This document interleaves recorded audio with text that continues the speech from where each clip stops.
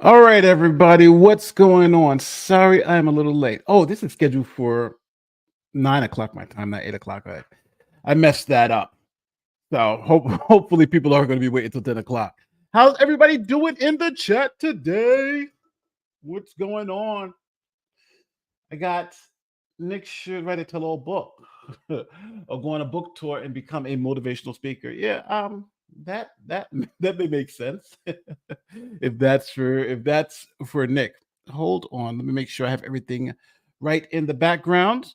How is everyone doing this evening? So we have been challenged, the LawTube community, and that challenge is about whether we will address the constitutional violations or the alleged constitutional violations based on what's happening with Nick Rekieta. So, for those of you who don't know, Rekieta is a friend of the channel.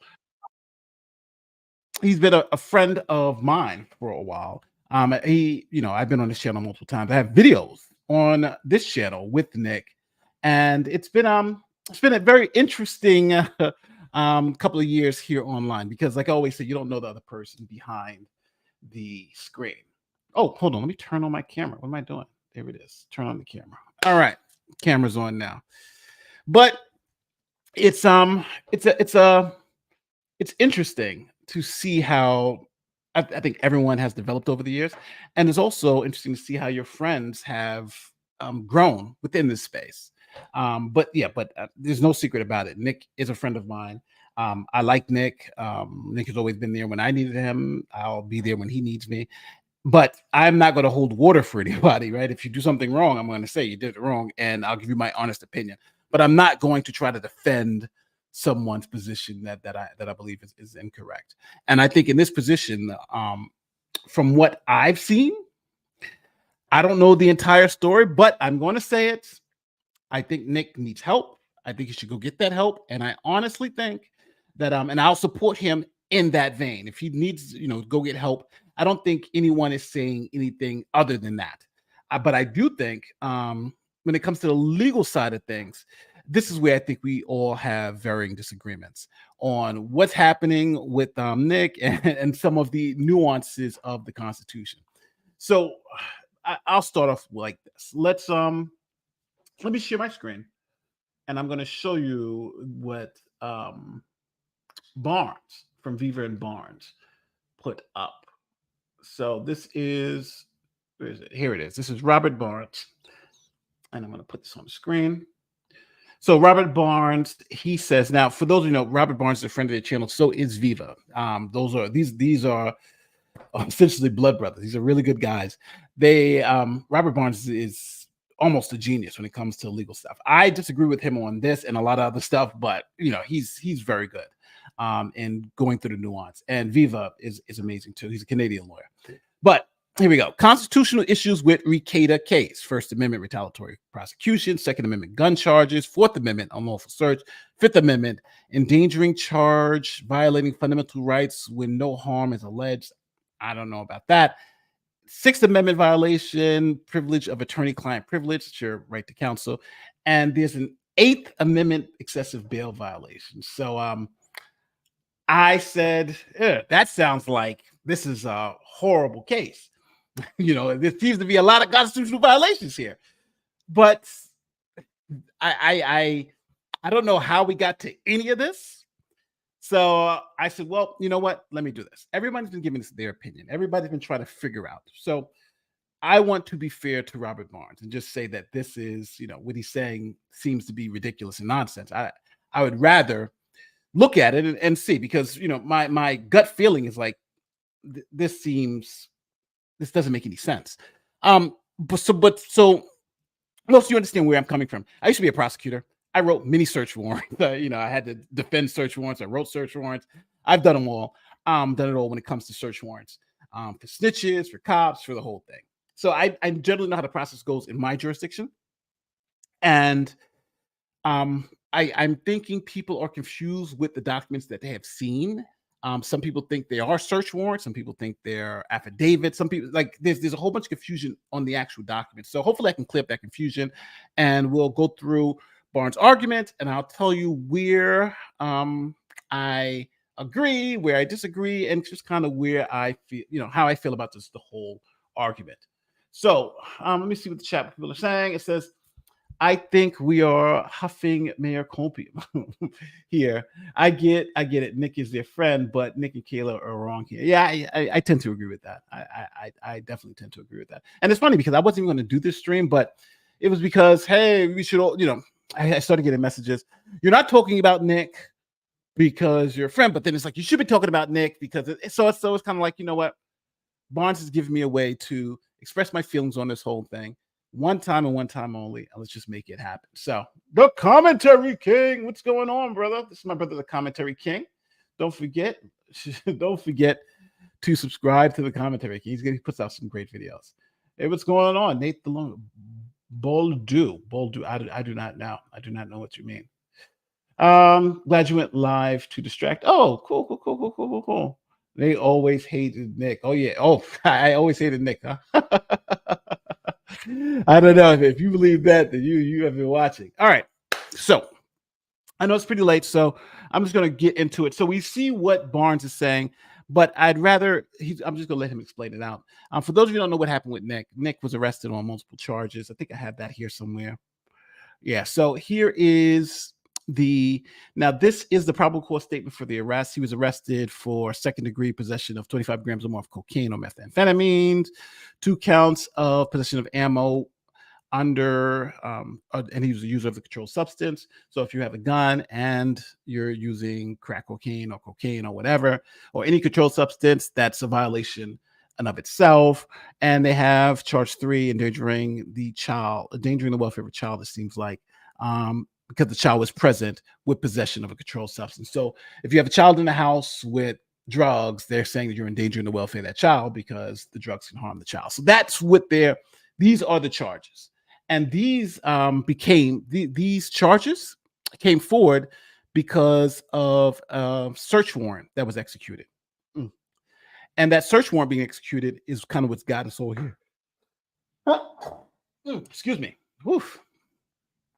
Had to sneeze. So now we have a simple, we'll go through the facts. Now, do not be fooled, people. This is not a statement. This is not the affidavit for the search warrant. This is Julio's. She sends me a super chat to say watching their dad degenerate the last year or two is not harming kids. It's the dumbest thing ever. Barnes is so far out of left field on this. Yeah, well, I think some of his things are a little kooky, but I think some of the things he's saying, may hold some weight. But we'll get to it because again, I think some of the stuff he's saying is just like, I don't know where you're getting this from. Addiction should be a medical issue, not criminal. Yeah, of course. Yeah, I definitely think that too. So let's go through this. The complaint is now, these are facts establishing probable cause for the arrest. Remember, this is not the affidavit for the search warrant. So nowhere in this document will you really see why they got the search warrant to execute. We're just talking about why they were able to arrest Nick. Now, simply put, they went to his house, there was drugs, they arrested him. That's the probable cause for the drugs. That's it. That's what this document essentially is saying. It's nothing more than that. But we are asking for the documents for the affidavit for the search warrant, which will tell us exactly why they were able to obtain a search warrant for Nick's house. We don't know any of that information yet. We just know why he was arrested, and that's what this document is saying. So some people have confused it with the application for the warrant, but this is not what that is, and those people are just wrong. And you'll see it as we read through it. It tells you it was taken out by a peace officer who was. It says here a search warrant was executed at, and it gives their address. So the way this thing played out was that there was. Let me change the screen. So the way this thing played out is that there was a search warrant. No one really knows why that search warrant exists or what gave police probable cause, but there was a search warrant. An officer filed an application for a search warrant, went to a judge, and the judge said, hey, there is enough information here that will allow you to search this location. Now, it could be for anything. It could be for child endangerment. It could be for drugs. It could be for something else. We just don't know what the details, what the details of that warrant is, or what the details of the probable cause in that warrant is. No one has seen that. This frequently happens because in the Breonna Taylor case, for instance, a lot of people were saying that it was the wrong house, but then we saw the details of the search warrant. You saw that the details were like, oh no, that was the right house. So this is just and only the probable cause for the arrest. That's it. So here it is. What else is here? So yeah, so now they tell you we're here at this house for a search warrant. They say they try to get in. They explain how they couldn't get in, how they had to break down the door, and then they explain what they found. They found drugs, 26 grams of cocaine, some guns, blah blah blah blah. All right, there's a list. The list here. You can, if you want to see it, you can go see it later. So they have the list. Now that, because of what they found, that allowed them to arrest Nick and everybody, all the other adults in the house. So they arrested them at the Miranda rights, and then you saw Nick's arraignment. So that's essentially what this document is saying. We had a search warrant. We went to this house. We found drugs. We found guns. We saw children were in there, so they're being endangered. That gave us probable cause to make this arrest. That's it. Okay. Let me go here to take this down. Okay, so now you know what this document is and what it's saying. Now, there have been some people saying that there was a pastor who gave an anonymous report. I mean, who gave a not an anonymous report, who had reported something to police, and that's what triggered the search warrant. But we don't know any of that yet. The pastor was a mandatory reporter, but we don't know if that mandatory report was what was the probable cause for the search warrant. We just don't know that yet. We need to see the affidavit for the search warrant to determine why the hell they were issued the search warrant. Now, we can all theorize, right? We can all say, hey, this pastor did file this report, but we don't know if it's that particular report that led to this thing. So I just want to be very clear. Now, with all that said, let's go to Viva and Barnes and see why they believe that there's this crazy amount of constitutional violations with this story. So let me share. I've got it queued up right here. So I'm going to share this, and we are going to watch this together. Everybody inside. So my first is, and not only that, there was a door. Let me go back up. Ordering, but he's been stuff when they came there for that felony possession. All independent farm. Other name is get your while we continue. Here we go. The show I thought I had a lineup stuff of the night. I guess we'll have to address the elephant in the room, which is the news with Rekieta. You put out a post on Locals. I put out my summary just of the legal situation. It's a very sad situation, and someone said to me, well, you didn't show this much. Well, I didn't reply to it. I have to stop replying to trolls. But they said, you didn't show this much sympathy and empathy when it was Hunter Biden. I was like, if you don't understand the difference between all of this, then I can't explain it by way of a comment in Twitter. But so the bottom line is Nick and his wife and a third person who I don't know who she is, but content-wise, but an internet personality, were arrested on, they got charged with 3 charges. One was felony possession of controlled substance over a certain amount, 25 grams. You'll explain the importance of that. The 2 were gross misdemeanors. One was possession of firearms in the presence of a controlled substance, and the other was child neglect, I believe. From what I understand, and these are public documents, so I don't think I'm saying anything that's not public, apparently there was not a wellness check, I don't know what it is, a mandated monitor who said that they were concerned for the kids being neglected, and then police showed up. This is all in public court documents. They wouldn't open the door. They battered the door down, and they found a bunch of stuff when they came there for that reason from the warrant. Take it from there, because I don't know what more I can add to the situation. There are substantial constitutional questions about everything connected to the Rekieta case. So there's been a lot of focus in LawTube on the substantive charges and those that want to make sure that Nick's health is in good state, and that's understandable. But I think LawTube should start to focus on the constitutional issues of what's taking place here. You have a high-profile critic of the local court system, of the local prosecutors, of the local police, suddenly being subject to an extraordinary search warrant raid and questionable charges that raise questions under the First Amendment, the Second.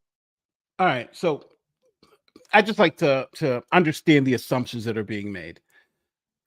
So the number one assumption here is that the police, the judge, the prosecutor's office kind of had it out for Nick because he's a vocal critic in that area.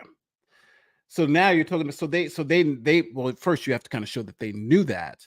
And that just seems like an assumption that, just because he's a critic. I'm a critic of, most of when I was in New York, I was a critic of the whole city. But if I got arrested, it would be like, well, are they arresting me because I'm criticizing them, or are they arresting me because I did something bad? I think that's just a hell of an assumption to make.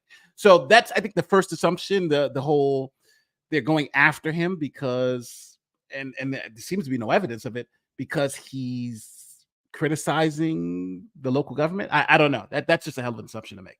Second Amendment, the Fourth Amendment, the Fifth Amendment, and even the Sixth Amendment to the U.S. Constitution. All right. Within 2 days of this case, there are major constitutional questions about the conduct of the government. And that to date has not been talked about at great length. So the First Amendment question is, you look at the underlying facts, and I expected to find something different in the probable cause affidavit supporting detention than what I found. According to the only allegation, there's a lot of false statements being made out there. I love the quartering, but he's been taken in by some of these shots taken at my boy, the quartering. Shout out to Jeremy from the quartering. False statements and false claims. Just go to what is actually alleged in the probable cause. We don't yet have the probable cause for the search warrant. I'm very curious about that. So he acknowledges we don't have the probable cause for the search warrant. So we don't know why the search warrant's there, but the probable cause for the arrest is simple. We went inside your house, we found drugs, and we arrested you. So that's probable cause all day. If they can do it for your car, they go into your car, you see drugs, they arrest you for the drugs in the car. So he's saying there's some First Amendment violation with this. So, but again, let me at least hear him out. But remember, the probable cause document for the arrest is we went to your house, we found drugs, there was drugs. That's probable cause all day, every day. But you go to the probable cause for the detention, initial detention, and it basically says a pastor came and reported concern for the children. That normally leads to a wellness check. Hold on. Let me look back at the document. I don't see anything pastor in here at all. Let me see if that's in here. A firearm. Maybe I might just skimmed it. No counsel, sleeping in the bedroom. Master bedroom, blah, blah, blah, blah, under arrest. Miranda, they've told him about the Miranda rights booked, blah, blah, blah, blah. So it might be in a different document about the pastor. Let me see. Because I remember I did read it, but here's the probable cause. This is the probable cause document. He said there's something in here about the pastor. Remember, it said scripture, closure, defendant, legal guardian, substance violation, blah, blah, blah. Just trying to say complaint in your capacity of law enforcement. Yeah, I don't see anything about the pastor in this document, but you wouldn't see anything about the pastor in this document because it's just an arrest, probable cause arrest document, right? I don't may mention him in passing, but this is a probable cause for the arrest. So it doesn't, like, even if it's detective puts in his Miranda rights, I'm not seeing the pastor mentioned in here, people. I don't know. Maybe I agree to Miranda rights, jail, blah, blah, blah. Let me try to control F, PASTOR. That's not, the name's like, it's literally not coming up. Yeah, no, I don't know. The pastor's name is not coming up. So I don't see the pastor in here. This is the document of probable cause. So he said the pastor's in here. It's not, because you go to find drugs in somebody's house, we found the drugs, that's your probable cause for the arrest. So I don't know where he got that from. You guys see it just as me. Maybe I missed it. Maybe find it, but I just don't. I honestly just don't see it. So the pastor's not mentioned in that probable cause document. I just don't see it. Actually alleged in the probable cause. We don't yet have the probable cause for the search warrant. I'm very curious about that. I rewind to the back. But you go to the probable cause for the detention, initial detention, And it basically says a pastor came and reported concern for the children. That normally leads to a wellness check.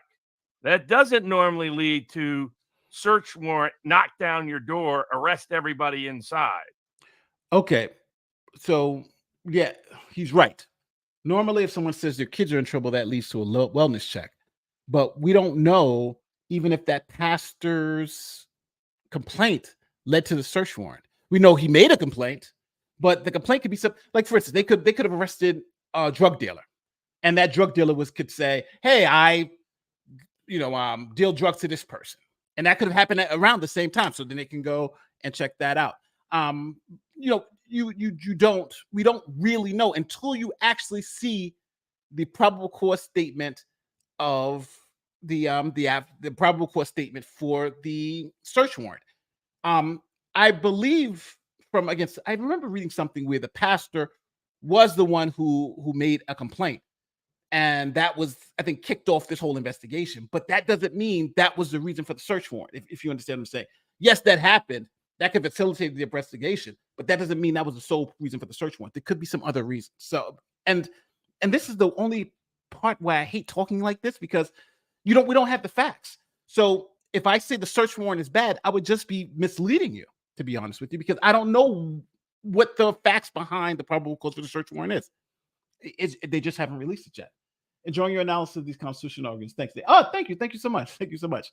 I'm trying to give Barnes the benefit of the doubt, but I don't know how you can make these analysis without having the basic information.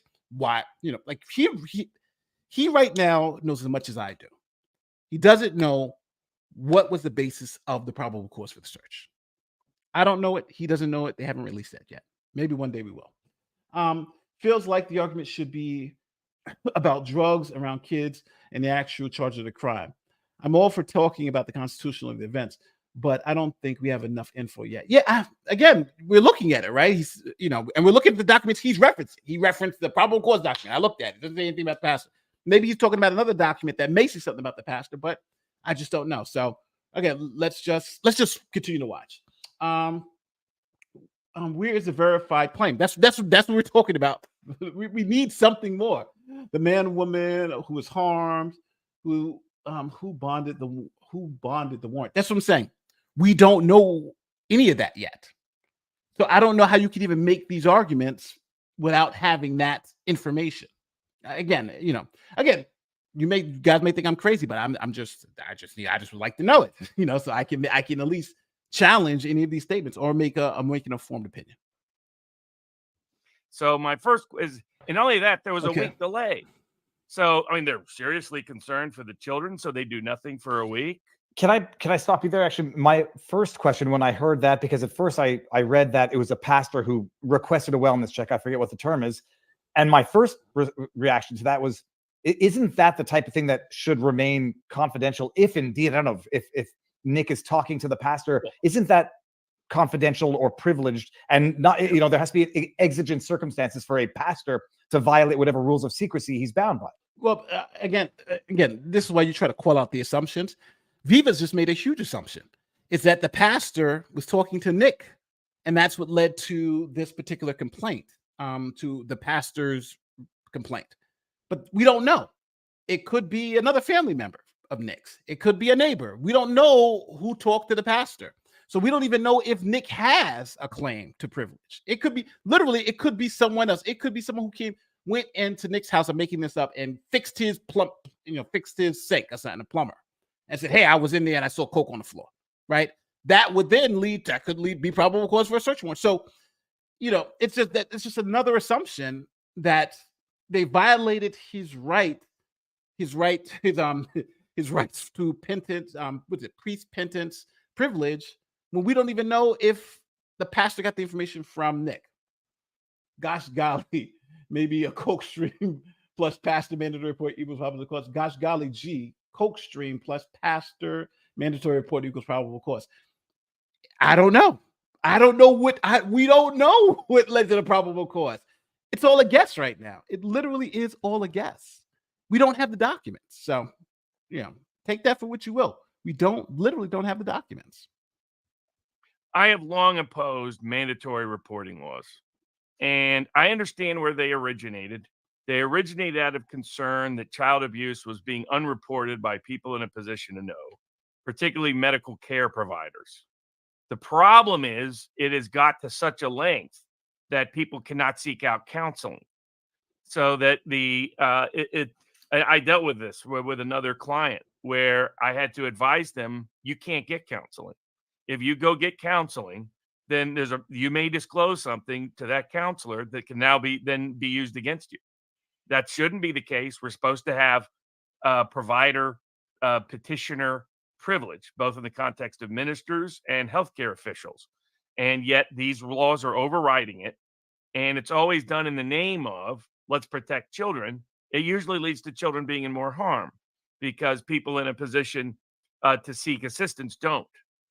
So I've not been a fan of mandatory reporting laws. But the second aspect of all this is what that's supposed to lead to is a wellness check, not a not. All right. So I think, again, Barnes is wrong here, major wrong. The mandatory reporting laws can lead to either wellness checks or it could lead to crimes. For instance, you may have heard this. Matter of fact, I've had some cases in New York where a daycare center will look and see bruises on children or something like that, or see that a child may have been sexually assaulted. And you know what they do?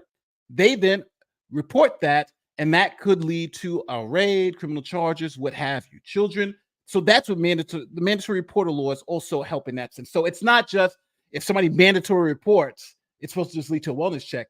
Mandatory reports can lead to something as simple as a wellness check or something as serious as a search warrant.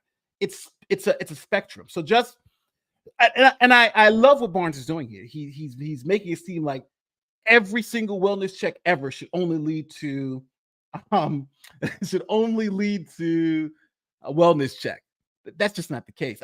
I've had cases at the CEOs with wellness checks led to search warrants and also led to people being arrested. So I just don't know why he's coaching it this way or why he's saying it's supposed to be that way, but that's just not the case. Not a search warrant and raid of somebody's home. So It all depends. That is, I find, and the question is it a coincidence that the judges involved apparently in this effort are judges that Nick has been very publicly critical of and questioning not only their competency but their ethics, that it involves a prosecutor's office that Nick has been publicly critical of. All right. So we got the prosecutor's office he's been critical of, the judges he's been critical of. All right.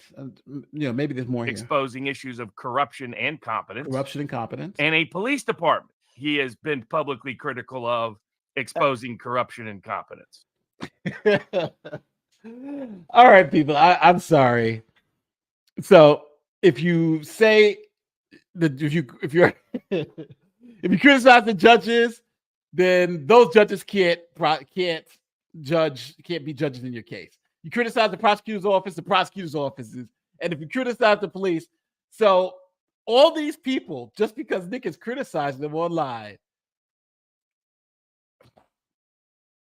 you got to have more than this, people. And what evidence does he have of this? Literally, it's because Nick criticized them. There's a First Amendment violation. All you people kept sending me this video. That's the argument here. Then you know what everybody on this stream should do? Create a YouTube account and just start criticizing the local government. Criticize the prosecutors, the police, and the judge. And no matter if you could prove they heard it tonight, you would be immune from prosecution. You got a First Amendment argument. They're trying to violate you because you criticize them.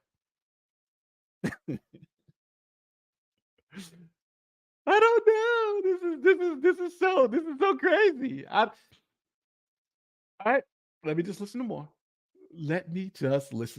Maybe I'm just not getting it.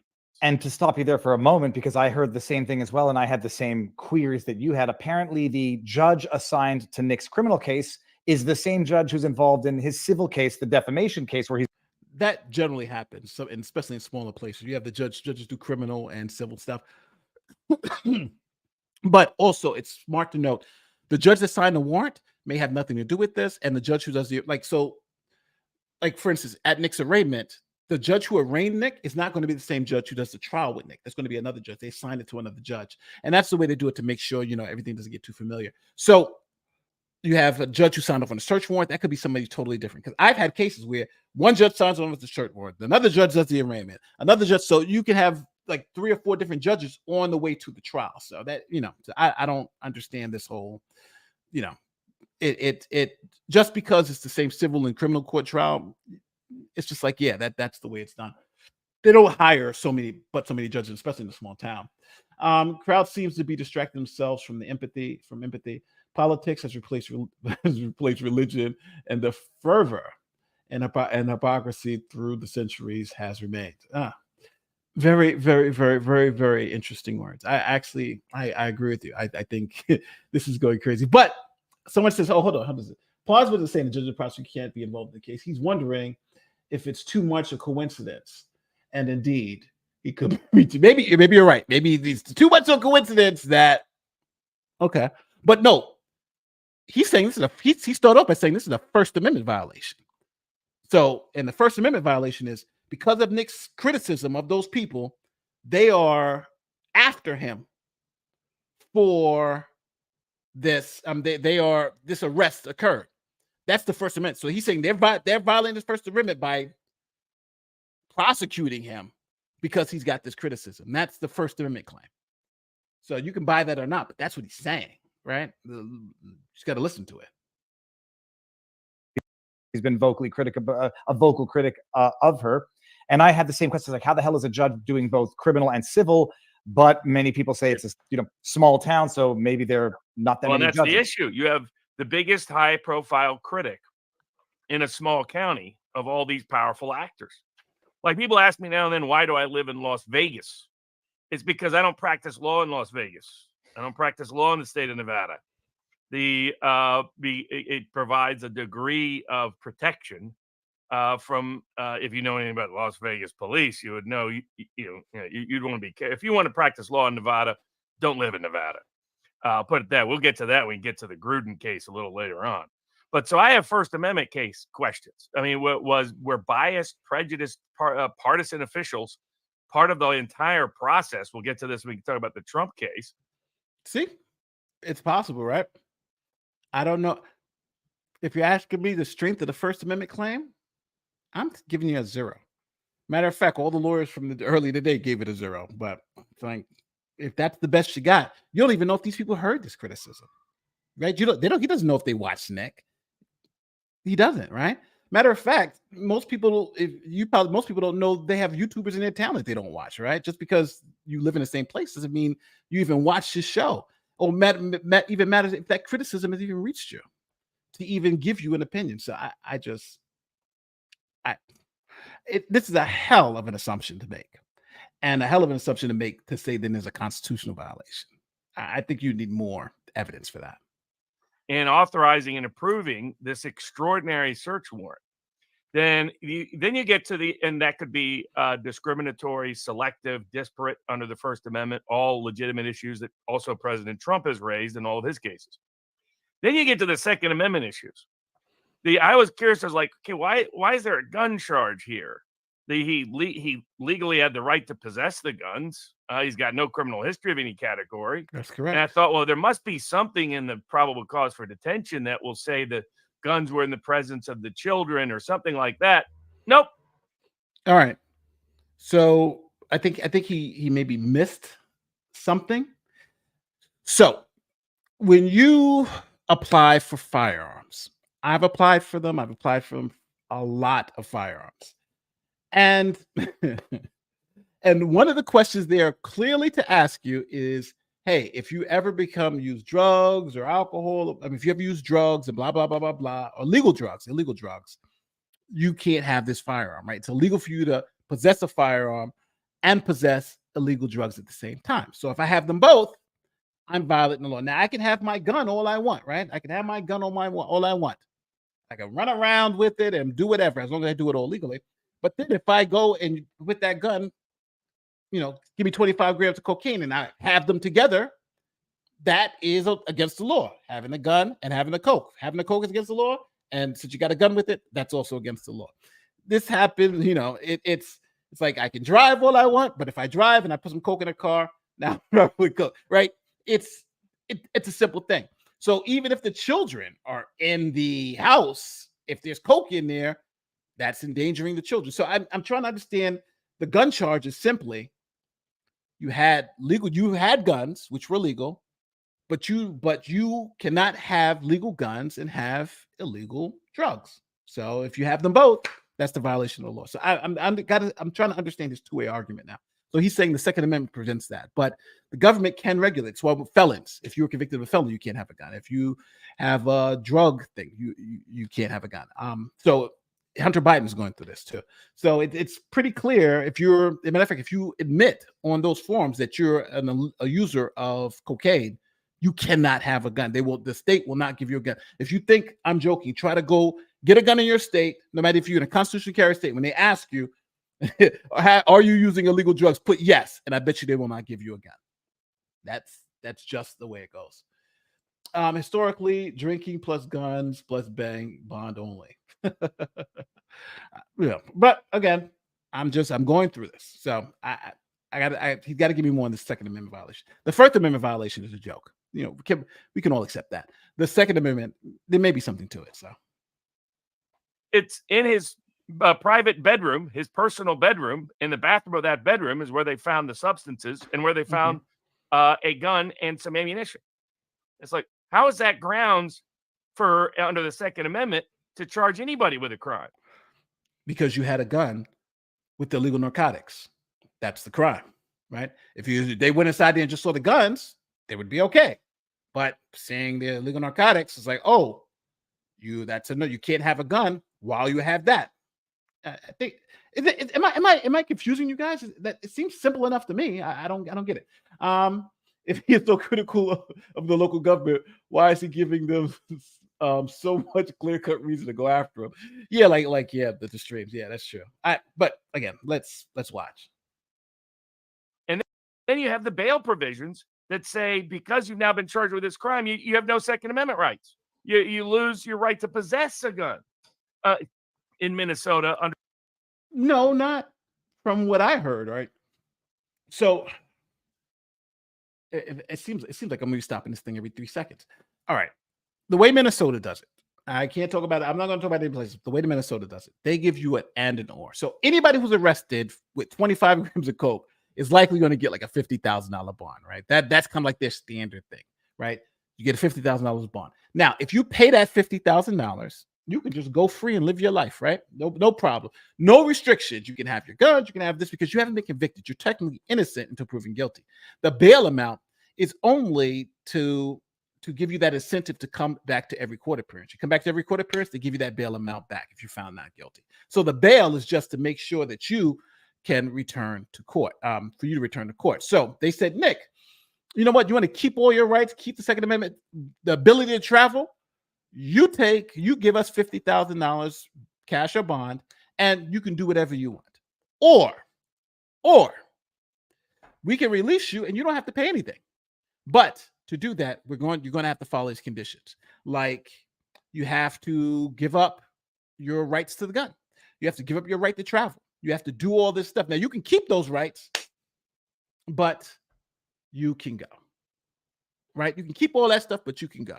But you have to pay because you've been caught with all this. So the choice for Nick was you can pay your money and keep your guns, keep all your freedom to do that, or you can pay nothing, but here are the conditions that we expect for you. You got to come to court every day, do all this stuff, and you can't use guns and you can't leave the state. Nick said, from my understanding, he said, I'd rather not pay anything versus I'd rather pay the $50,000. Doing coke doesn't seem like criticism of the government. Yeah. Hey man, I'm not saying it. So again, let's continue on. Maybe he's going to explain to us more about this, but Nick chose to give up those Second Amendment rights. He didn't. Nobody forced him to do that. He chose to do it under their regular routine conditions. of bail in Minnesota. That strikes me as violating the Second Amendment. And we've discussed this before. Remember the Oklahoma case, other cases.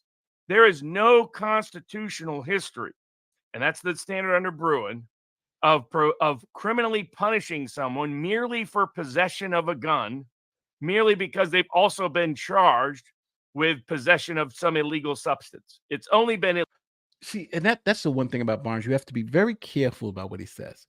Criminally, remember he said criminally punishing someone. Bail is not criminal punishment. Bail is to say because you've got caught in these serious charges that can lead you 25 years in prison. We want to make sure you come back to court.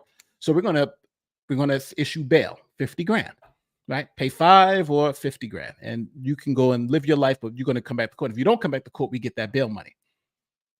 That is what bail is for. It's not a punishment. That's why Nick could have just paid the bail and just been free and had no conditions. But then there's a second piece to it where if you don't want to pay, we'll let you go. But here are the conditions you have to follow. So Nick essentially had three choices. One, he could pay the $50,000 with no conditions. 2, he could just stay in jail and while during his trial. And 3, he can pay nothing with all the conditions. I don't see how this is confusing. illegal use of a gun at the time you possess or are under the influence of illegal substances or under the influence beyond the range of what's legal, such as alcohol, and usually in a public place. And so I think that the criminal charge of the gun charge against drugs are illegal no matter what. Doesn't have to be in a public place. Drugs are illegal everywhere, right? So if I have like alcohol in certain instances, but no, drugs are illegal in private, they're illegal in public. So there's this whole, it's because it happened to be in his home. That doesn't make it easier for him. You're caught with 25 grams of coke. If it's in your sock drawer or in the middle of the street, it's illegal. It's still illegal. It's illegal to possess. Rekieta patently violates his Second Amendment rights. I think the bail condition violates his Second Amendment rights. Well, the gun charge is a gross misdemeanor, so 364 days maximum sentence. The big one is the possession of a controlled substance. The other thing is they use it as an enhancement for sentencing purposes on the drug charge. Yeah, so there's a dual level influence of that particular aspect. And there's no allegation of any illegal use of a gun. No allegation that he used the gun in a public place. So, this seems like spin, right? There's no allegation he used it illegally. Yes, there is an allegation he used it illegally. Maybe he missed it. It's because you have cocaine, 25 grams, right? We found cocaine. That means if you have a gun, then you're using that gun illegally. If I got 30 keys of cocaine and I got pistols on my side, even if I got them legally, guess what? The guns that I have now are illegal because I have the cocaine. I'm using them. And so everybody understands having cocaine is a felony. So now you're armed in a commission of a felony. That's essentially what these charges are. So yeah, by having felony amounts of cocaine and being armed with and being armed is against the law. How is this so hard to understand? Yes, having felony amounts of cocaine, or actually any cocaine, but in this case, felony amounts of cocaine and firearms is illegal. I don't know how that is hard to understand. If he didn't have the cocaine, he'd be all good. Place. No allegation that he used the gun while under the influence. The report mentioned a spent shell, which was near the Glock. Now he thought about it. You got to use the gun while under the influence. Since when? It's literally you're armed while having felony amounts of cocaine. Like, what are you talking about? I don't know. I'm sorry. It's just funny. It's like, what are you talking about? He doesn't have to be using the cocaine with the gun. No, just having the gun with the cocaine is a violation. That's the crime. That's the probable cause. Which I don't. It sounds scary. Was he discharging the weapon, the firearm in the house? The bail, Robert. We had the same 2 questions, I think, as well. And if I made a mistake, I'll correct myself on Twitter.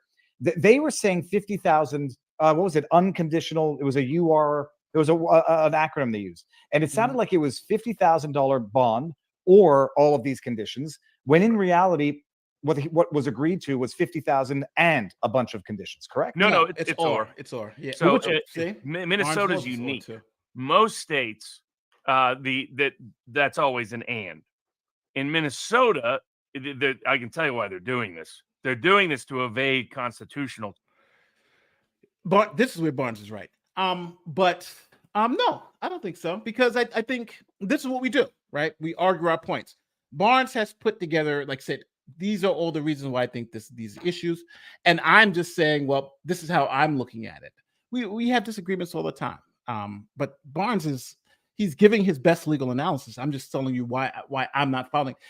And I think it is criticism, but it's more of, this is the way I see it versus this is the way he sees it. I'm just asking you guys to see which do you feel is more reasonable. There's a lot of people in this chat who believe Barnes's thinking is more reasonable. I'm just telling you why I don't think it is for those particular points. So I don't think it's really a watershed moment. I think it's something that has happened, and now we're all kind of struggling how we're going to understand it. So again, let's hear what Barnes has to say. Challenges. Though it actually they don't evade it in the process, because you can't impose a monetary fine on the assertion of your constitutional rights or remedies. That would be a form of unreasonable bail. No, but they're not giving you any conditions to exercise your constitutional rights. That's just not what's happening here, right? They're saying, if you want to go home, you pay us $50,000 because you've been arrested on a major felony that can get you 25 years in prison. So we're going to ask the court for bail to make sure you come back to court. The bail is only to make sure you come back to court. If you want to pay that, then you go and you got to exercise every right you want, because you're innocent until proven guilty. But if you don't want to pay that, then we'll let you go, but you have to follow these conditions.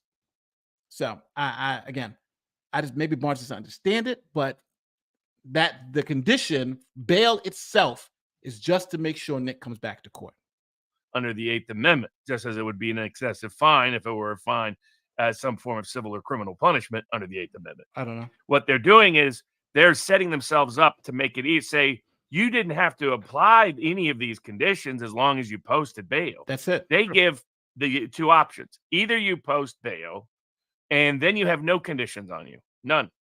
Or you agree to the conditions and then you're out on your personal recognizance and you don't have to issue. And the theory is that either one will secure your appearance later. How does taking away somebody's Second Amendment rights secure their appearance later? But taking away their Second Amendment rights doesn't. It's the amount they have to post, the 50 grand, right? So the 50 grand secures your appearance for later, just like he said. And if you don't want to pay the 50 grand, we'll let you go. But then these conditions will hopefully then force you to come back. And if you violate those conditions, then we're back at square one. So again, I don't know what Barnes is talking about. Maybe he doesn't want to understand it, because I think it's pretty simple. But then, I mean, why wouldn't the options? I thought they were alternative, and then I thought they were cumulative when they were agreed to. It was 50,000 bond, which he would have only had to post 10% and get the rest by a bonding company. Depends on which state, or these conditions, yeah. Or it these depends conditions. on the jurisdiction. There's some places that are pure cash bail where Okay. you have to post the whole amount. I think in Minnesota you can get a bond agency to post. Okay, so 90% of it. He agreed to the conditions, which include travel restrictions, drug testing. What else? But also loss of gun rights. Well, you can waive my any own right. Question was, independently, what happens if? But you can waive your rights to a gun, just like people waive their rights to a search warrant when police comes and can I search your car? And they say, yeah, that's a waiver. So you can waive these rights. So Nick, this is what we consider a waiver of your rights. You waived your rights. Someone's out on bail and then there's a random drug check or alcohol test check they try to do it. That raises separate Fourth Amendment issues. Always has. Drug testing while on bail to me is also unconstitutional. It's arisen in the probation context. Even the Ninth Circuit called it an unconstitutional condition. So in my view, that's again, and what they're trying to do. I don't know. I have to see that case because I know a lot of cases where so I don't know if the Ninth Circuit, then California has a big problem because that's a big thing in California. So I got to check that Ninth Circuit case out. Is use scandalous or sensational facts to slowly strip us of all of our liberties. and rights. They're trying to use bail as a control mechanism. And so that's its own independent problem. The same with controlled substances. For those folks out there that might be like, well, I really hate particular substances, don't think person should ever use them. Okay, just remember right now the state of Pennsylvania has already said that having Amos Miller's raw milk in your refrigerator is the exact same as having any illegal drug in your possession. Now imagine if they could you have Amos Miller. But now you got to give me the context for that. Why? Right? Why?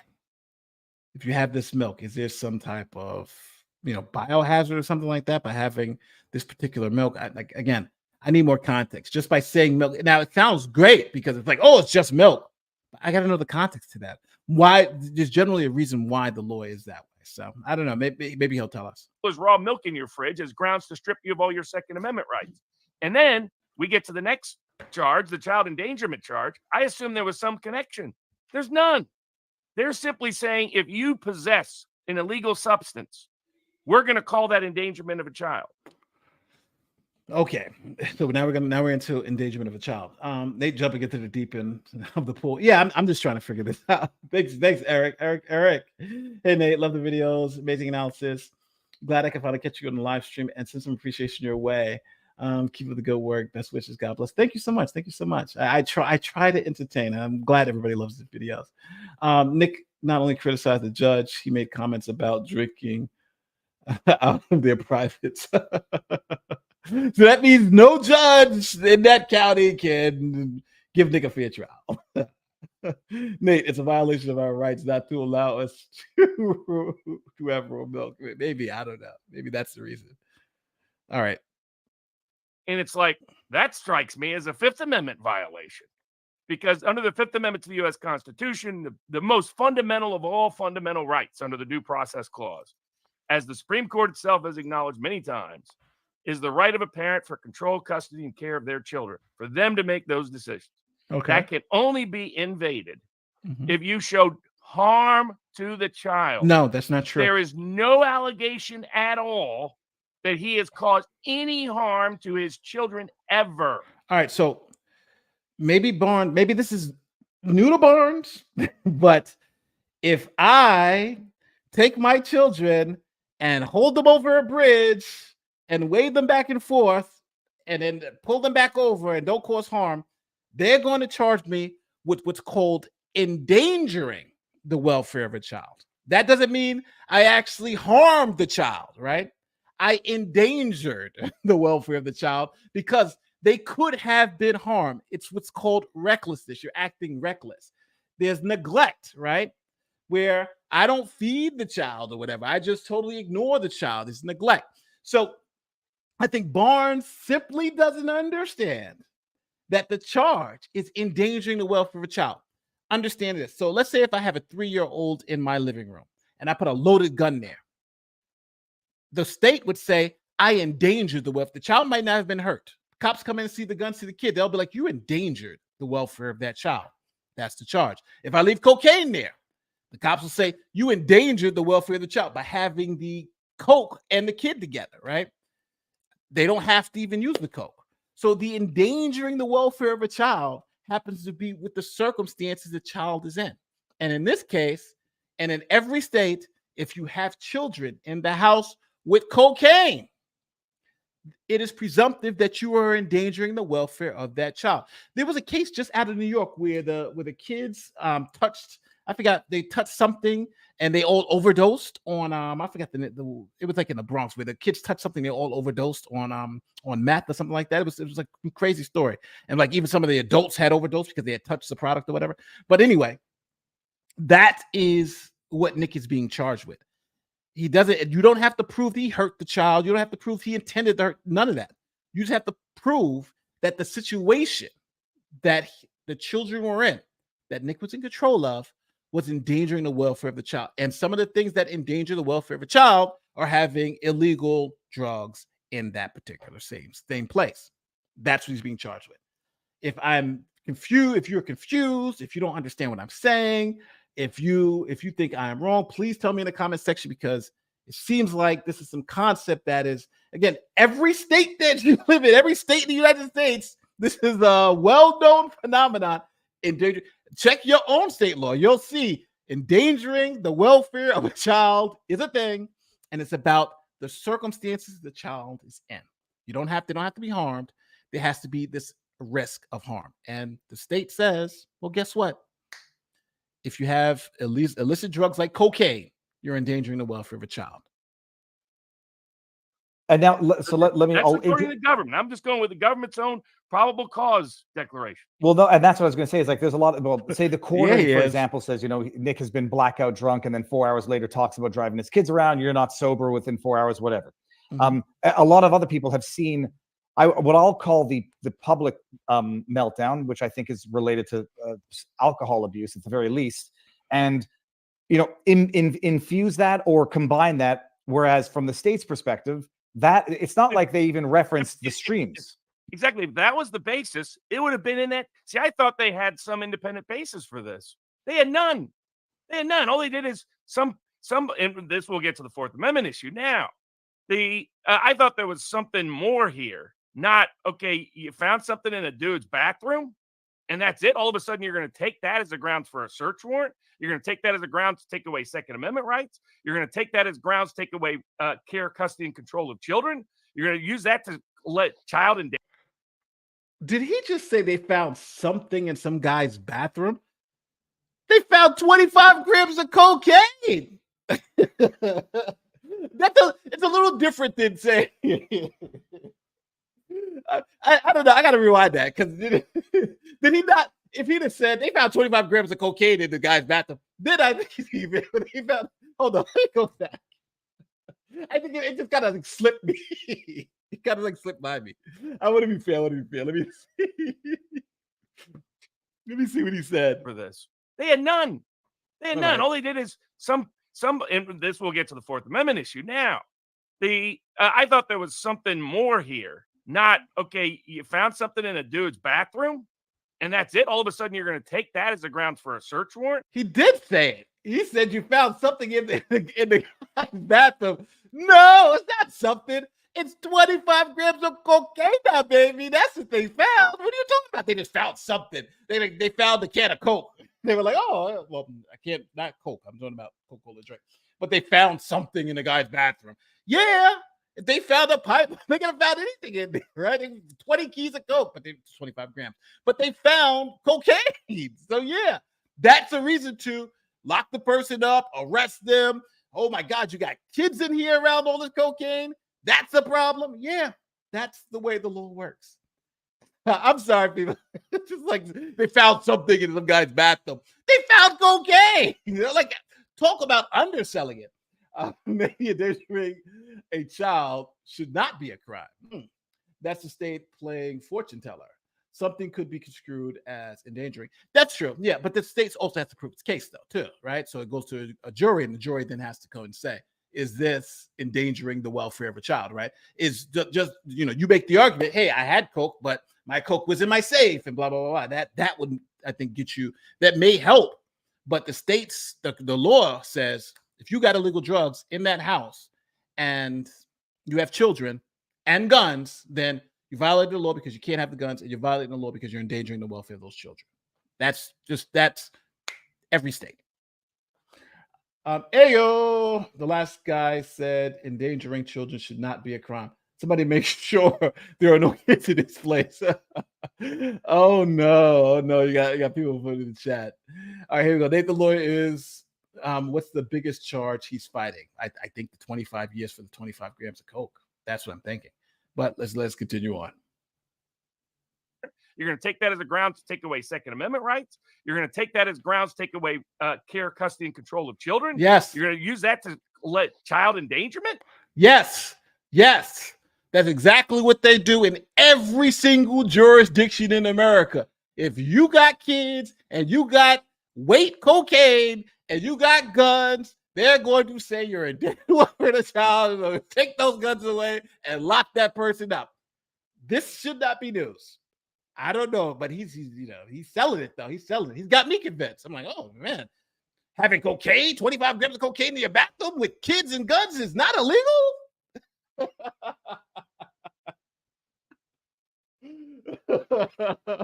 The This guy just had something in his bathroom. Oh, just something. We don't know what that thing is. Oh, wow. 25 grams of coke and ketamine is being made. He said it. He said it said something. It's a nothing burger. They found something in his bathroom. Who cares? It's cocaine and ketamine. Who the hell cares? Something. It's something. When the child, I'm having too much fun the with this. statute requires the child be in the presence. They're interpreting that so broadly that they can basically take away anybody's child if any substance you're using they don't like. Like cocaine. Yeah. If you're using cocaine, heroin, the government doesn't like that. They pass laws that say, we don't want you to use that. And they're going to take away. So what are you talking about? Yeah.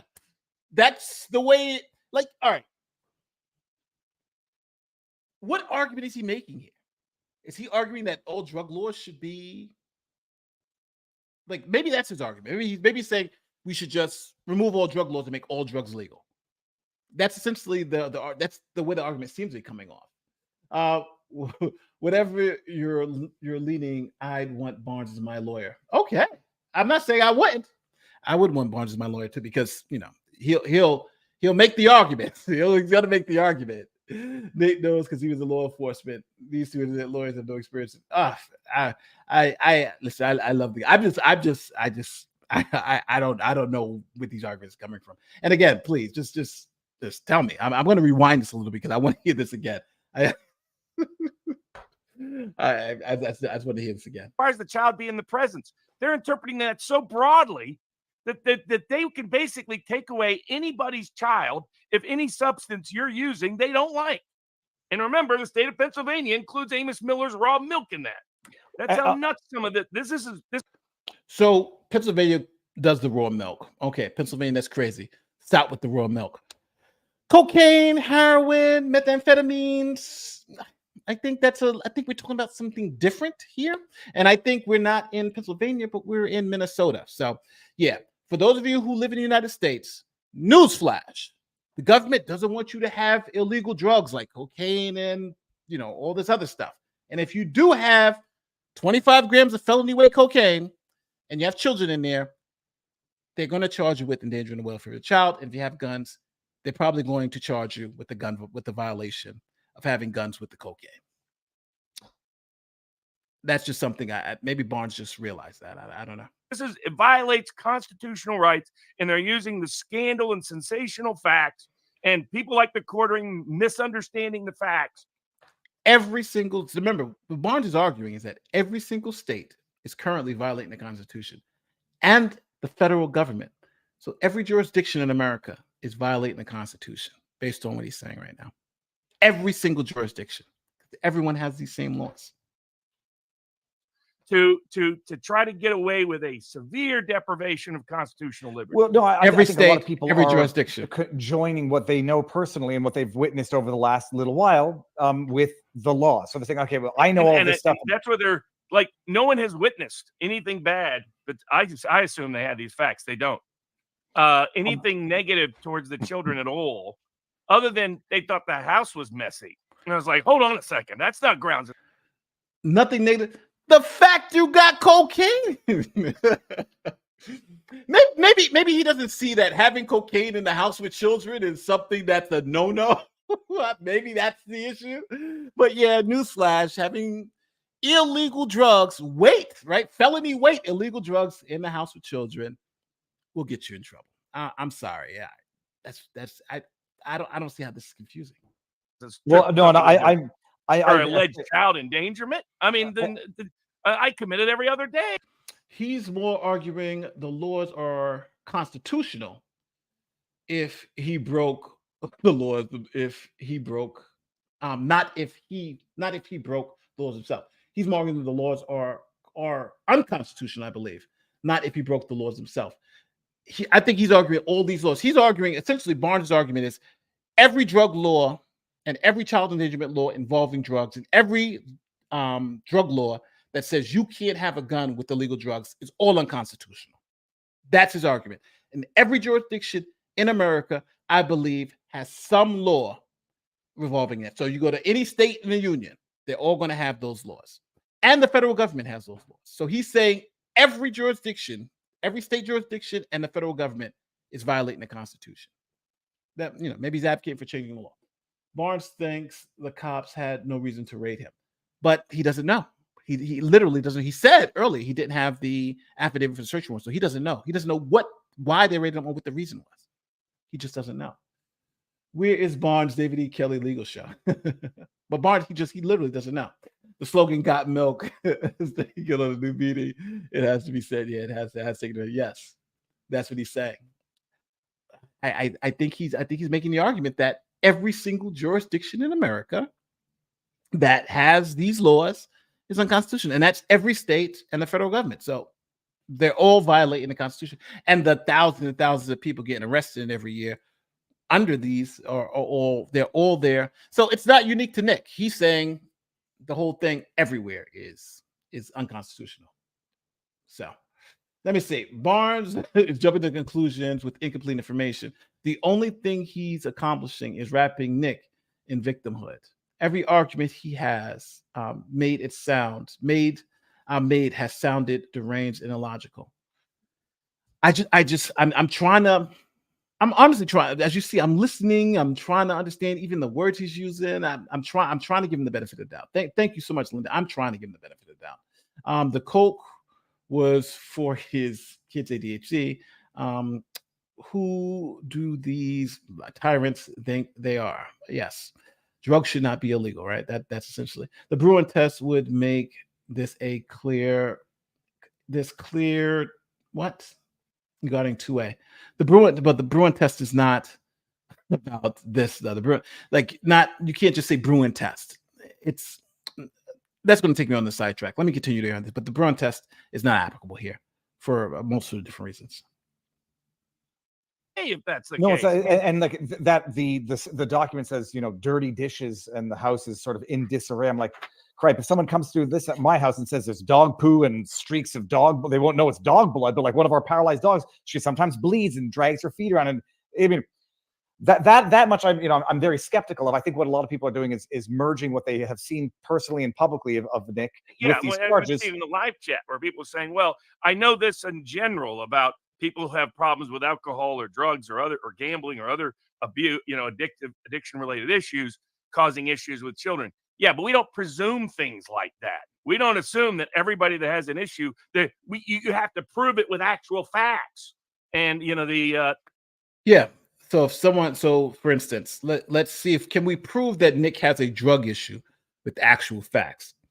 Well, my first piece of evidence is the live streams that he's been having for the past couple of months, right? That seems like somebody. The fact that they found 25 grams of cocaine in his house. Yeah, I think we have some facts that may lead us to believe that he may have a drug problem. Just those two facts alone, maybe again. Would it lead a reasonable person to believe that? I don't know. If or would a reasonable person say no? Matter of fact, who's out there right now saying Nick doesn't have a drug problem? Put one in the chat if you don't believe Nick has a drug problem. I'm not seeing anyone's. I'm not seeing anyone's. oh, Jay, you look at he put a 1. Oh, somebody put a 7. No, everybody putting 2s now. I didn't even say anything about it. I just said 1. Yeah. I think most people would easily recognize Nick has a drug problem. Like, let's come on. Come on. It's plenty of evidence out there for that. And in fact, they found the 25 grams of coke. So yeah, I don't know if what is all right. Let me get back it up. Let me make sure I'm doing this right. Let me look at this thing. Let me stop just going crazy. Barnes is a PR spy and lawyer, and a good one. He's treated this as a defense case, not unbiased analysis. He knows where he's wrong, but wants to make people ask questions. The milk thing is a case he's working. Oh, okay. Maybe that might be so. Yeah, I was wondering why you keep bringing up the milk case. Thanks, but again, I need to see more facts. You can't just tell me the milk is illegal and did not tell me why. Right? Is it unpasteurized? Like, there's got to be some reason to it. No problem with a constitutional defense.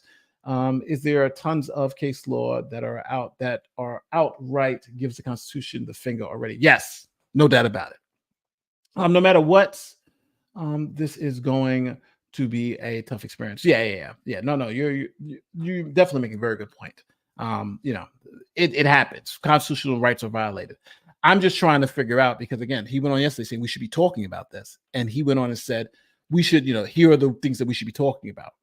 I'm looking at them. I'm saying the stuff that I've heard now seems to be nonsense, but I'm giving it fair hearing. Right? I'm telling you exactly. You're seeing exactly what I'm thinking, why I'm thinking it, and why I believe some of these arguments are just simply nonsense. So,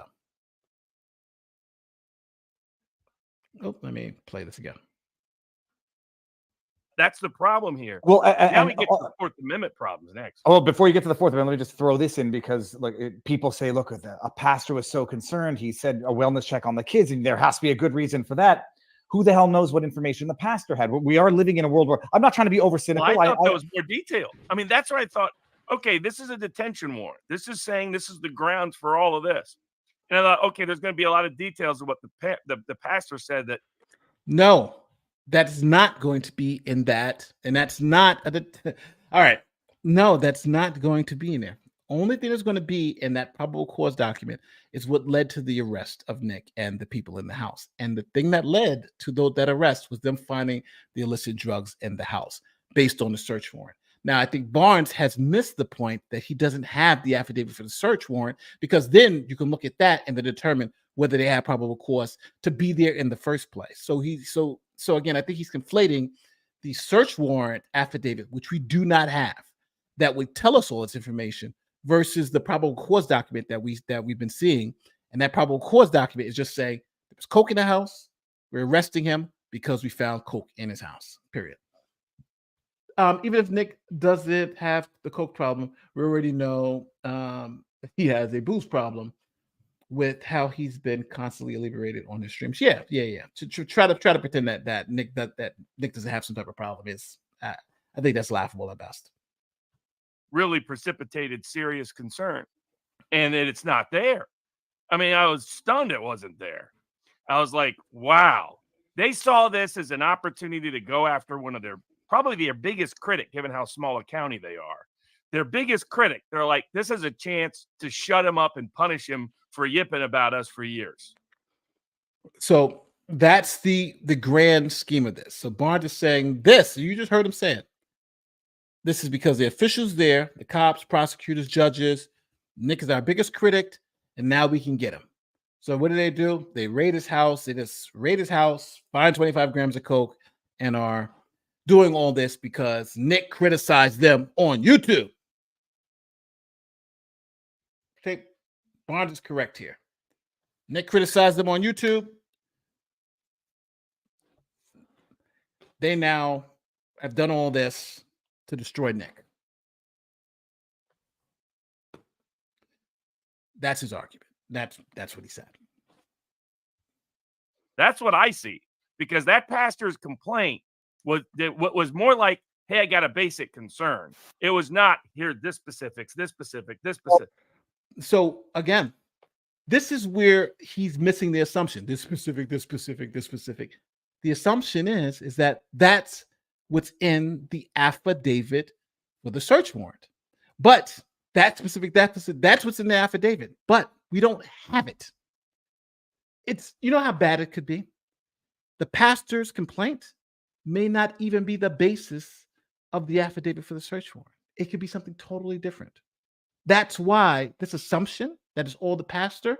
Now, I'm saying personally, I think it's likely the pastor's complaint started all this, and it could be a part of the bigger scheme, but there's absolutely no evidence that that pastor's complaint is the basis of the probable cause in the affidavit. The only way we'll know that is if we see it. And it gets said, because again, it could have been a family member, right? The pastor, and this is what I'm talking about. The pastor, right, could have been talking to a family member, and that family member could tell the pastor, hey, there's drugs, is this, is that in the house. right? The pastor then mandatory reports that. The police then go and speak to the person that the pastor says, this is the person told me. The police then goes and speaks to that person and says, hey, the pastor's, the pastor told me, I told the pastor this, yes, right? It could be a family member. And again, this is all just hypothetical. This is not what would happen. I'm just putting a hypothetical. So now the police, by speaking to the family member, then could get probable cause and say, hey, we have somebody who is inside the house who knows what's going on. Some people were saying it may be this woman's husband or whatever. But anyway, somebody who's in the house who knows what's going on has now given us, told us this and here. They were there, they saw it. So that gives us probable cause to go in. So the pastors, so the pastor could be tied in, but again, all that speculation. We just do not know. It could be a drug dealer who maybe got caught up. It could be anything. So until we have that affidavit, he's making this huge conclusion based on an affidavit that we have not seen. It's just we don't know what's in there. So to even say all this is kind of, it's just like it doesn't make sense until you know, right? Until you know. Nothing like that was there. It's not going to be there. People can say, like, I see some of the chat, like, you're defending them. It's not going to be there because that's not where it would be, right? He's saying, I'm looking for something here, but the fact of the matter, it's not going to be there because you're not looking in the right place. The right place for all that stuff that he wants to see is in the affidavit for the search warrant, which has not been released yet. He's acting like they found Listerine. There's something in the bathroom, right? In the bathroom, and a Nerf gun under the bed. The whole Davita reminds me of that Michael Jordan meme. Elf, get them kids. Yeah. Oh my God. He asked us to talk about this stuff, so I'm talking about it. Damn, I'm been for a while now. First of all, I could care less about those people. So I care about constitutional liberty. I want Nick to do well. I want him to get good counsel. Yes. All those things on a personal basis. But we're not the shrink show, nor are we the moral judgment show. We're the law for the people show, and we care about constitutional rights and liberties. And guess what, folks? You dig into a lot of constitutional rights. Miranda wasn't the sweetest human being on the planet. So true. So I mean, you give people that some of our core constitutional rights are. When they want to eviscerate our rights, they're not going to go after popular people. They're not going to go after people who have the most perfect life history. For those that don't remember, Rush Limbaugh had his own addiction problems.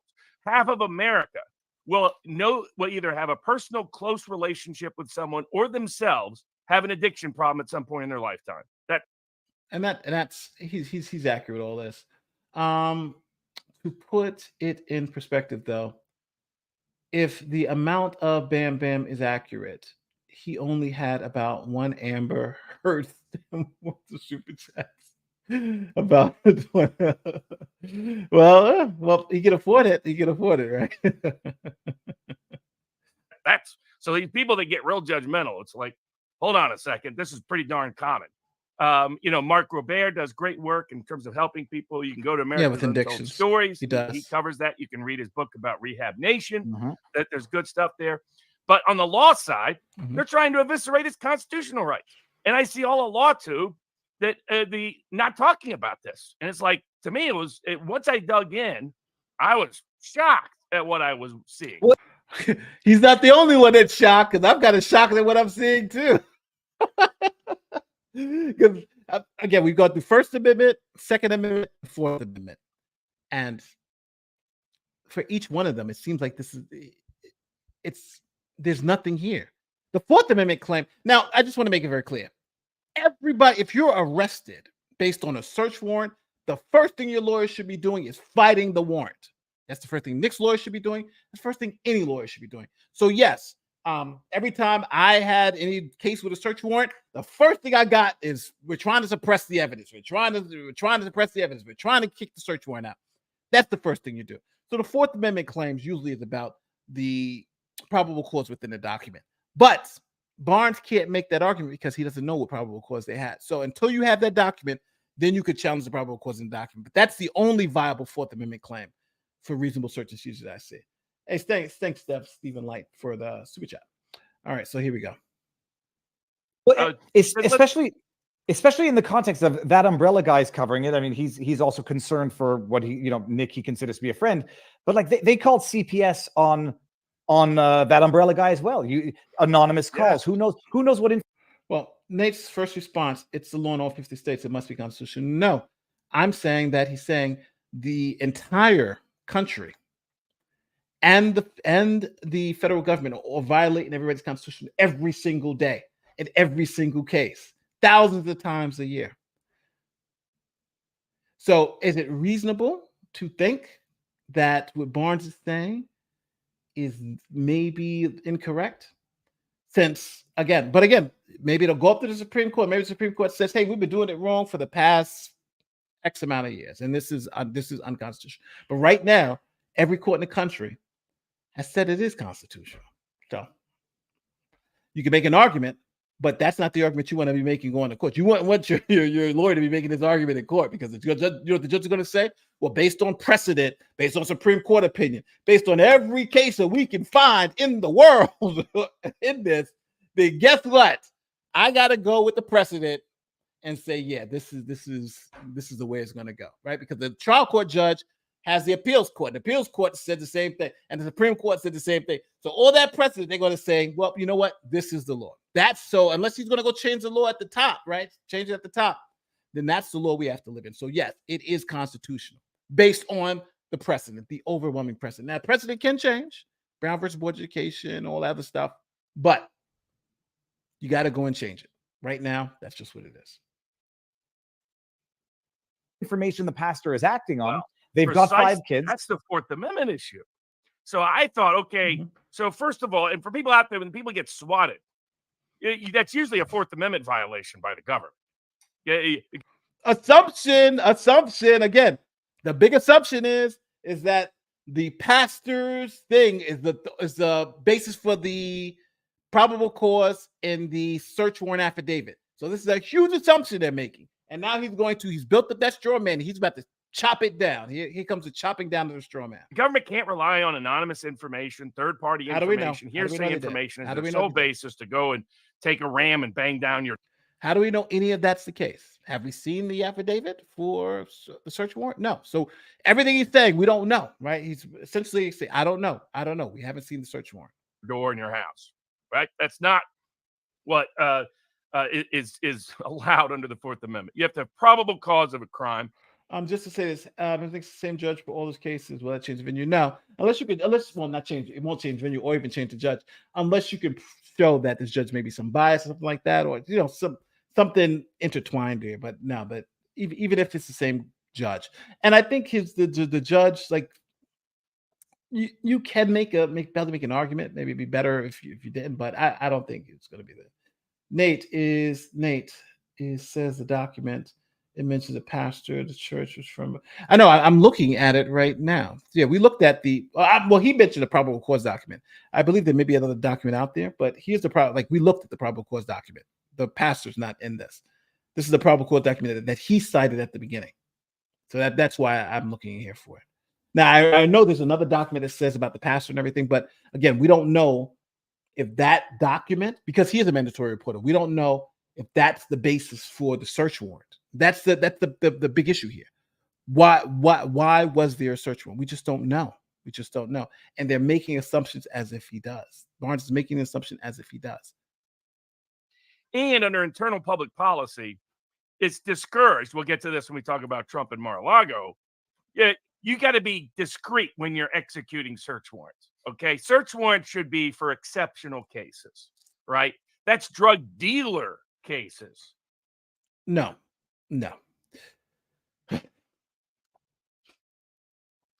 Search warrants aren't just limited to drug dealer cases. It's just not. This is constraining the law to this, right? The only time we can execute search warrants is when if they're drug using, we're not going to execute search warrant. That's ridiculous. I've seen it happen before. I've seen it happen for people running numbers. Search warrants are simply, do we believe criminal activity is happening here? Do we have knowledge or some indicia that to show that we can prove that there's something happening there? Is it reasonable to believe that a crime is occurring in this particular place? And then you get a search warrant and you get in there and you go find it. Again, I've done many, many, many search warrants, and it's to be honest with you, it is a little difficult to get because the judges really make sure. Now, now you have bad search warrants and all that type of stuff that happens all the time where they have to be thrown out. But in this particular case, I just think he's wrong. I think you can have a search warrant for any criminal activity that the police can show it may be occurring at a location. So, it's just not just limited to drug dealers. He's narrowed it tremendously to try to make some point, but no. I mean, could be wrong. I think Barnes is trying to jumpstart a conversation, commenting on this is potential issues, not a defense strategy. Possibly, maybe. But he kind of started this off with saying that this was kind of defending Nick, so that's why I'm thinking this was it. But again, I just don't know. How many times have you heard of a search warrant being executed on a first-time alleged a drug user? Every time they do a search warrant on a first-time user, that's to be the great argument, right? Because every user, when they get first, like Breonna Taylor, right? He was like, first-time user. It's like, yeah, if you're in that world, one of the times that they execute a search warrant is going to be your first time. And again, he's making the assumption he's a user and not a dealer, and that's a whole nother assumption that we have to kind of struggle with. I'm assuming he's a user, but there's no, but technically he could be a dealer. There may be evidence of dealing. I don't know, but right now I'm assuming he's using. But that's an assumption. If you're making the legal analysis, you can't even make that assumption too, because again, 25 grams. The reason why they give you up to 25 years is because you can be dealing. It's enough to distribute. It's enough to deal. What's the exact document specifically states about the pastor report? What exact document specifically states that the pastor reported anything? I think it's another document. I have to look for it, but this is I just pulled the probable cause document. There may be another document. I'll look for it. But let me finish listening to what Barnes is saying. I mean, this is very rare. I'd be curious how often they've done it in that small county. That's a good question, but I don't know. So again, going to the First Amendment issues, but what was their basis for probable cause? So the pastor doesn't have any firsthand information, does it? Pastor doesn't have any firsthand information. Assumption, right? Pastor doesn't have any firsthand information. Assumption. What was their thing for probable cause? We don't know because we don't have the documents. So the correct, I think, analysis here is until we get more information, we can't say the search warrant is bad or good or anything like that because we just don't have enough information. That should be the analysis here. Let's see what he says. Doesn't report any firsthand information. Okay, you don't know so that. Now you've got and he's reporting it from somebody else. So he's like, you got third-hand information. Okay. If the information may be privileged in the way in which he got access to it, which raises its own separate set of questions. Okay. He apparently had no detail. I mean, it's of any actual neglect or abuse. He didn't say, okay, that the child is having this problem. Now, it's going to be funny. If you get the affidavit for the search warrant and it has nothing about the pastor, or if it says the pastor was in the house and witnessed this stuff. See, that's why we need the affidavit, because without the affidavit, we just don't know. This is all speculation. He didn't see any of that stuff there because it's not going to be in that document. It's going to be in the affidavit for the search warrant. He's looking at one document and saying, I don't see this stuff in here. But I don't know if he knows that stuff is not going to be in that document. It's going to be in the affidavit for the search warrant. He's looking at the wrong document and making the wrong conclusions. This problem, none of that is, hey, I think that there may be an issue with substance abuse of the parent. I'm concerned with how that impacts you don't need that. You don't need that. He's clearly asking for a wellness check. He's not asking to raid the house in front of the kids with a bunch of armed police officers. Well, again, assumption that the reason that the probable cause was because of the pastor. We just don't know that. We got to see. Also, what was the information that they had? If they had that Nick may have been a dealer, again, I don't believe Nick was a dealer, but they could have sat some information about it. Like, we don't know. Like, it's so much speculation. Everything he's speculating about, I can speculate the exact opposite way. They believe there were dead bodies in there. Who knows? That's why you have to see the document. And to just say that that you didn't see this, yeah, you know why you didn't see it? Because they haven't released the document. None of us has seen it. So he's right. He's not seen any of this, but that's because they haven't released the documents for us to see it. I don't know how difficult this is. It's just like, yeah, he's right. We don't know because they haven't released it. Ramming the door down. And so I think there's serious Fourth Amendment issues present here, because I'm very curious how they got to probable cause, because by golly, it ain't in that detention warrant. You know why? It's not supposed to be in that detention warrant. It's supposed to be in the affidavit for the search warrant. That's why. So you're looking at the wrong document and looking for the details for the affidavit for the search warrant, but it's not in that document. So this whole legal analysis is because he's looking at the wrong document. That's it. This whole analysis is because he's looking at the wrong document.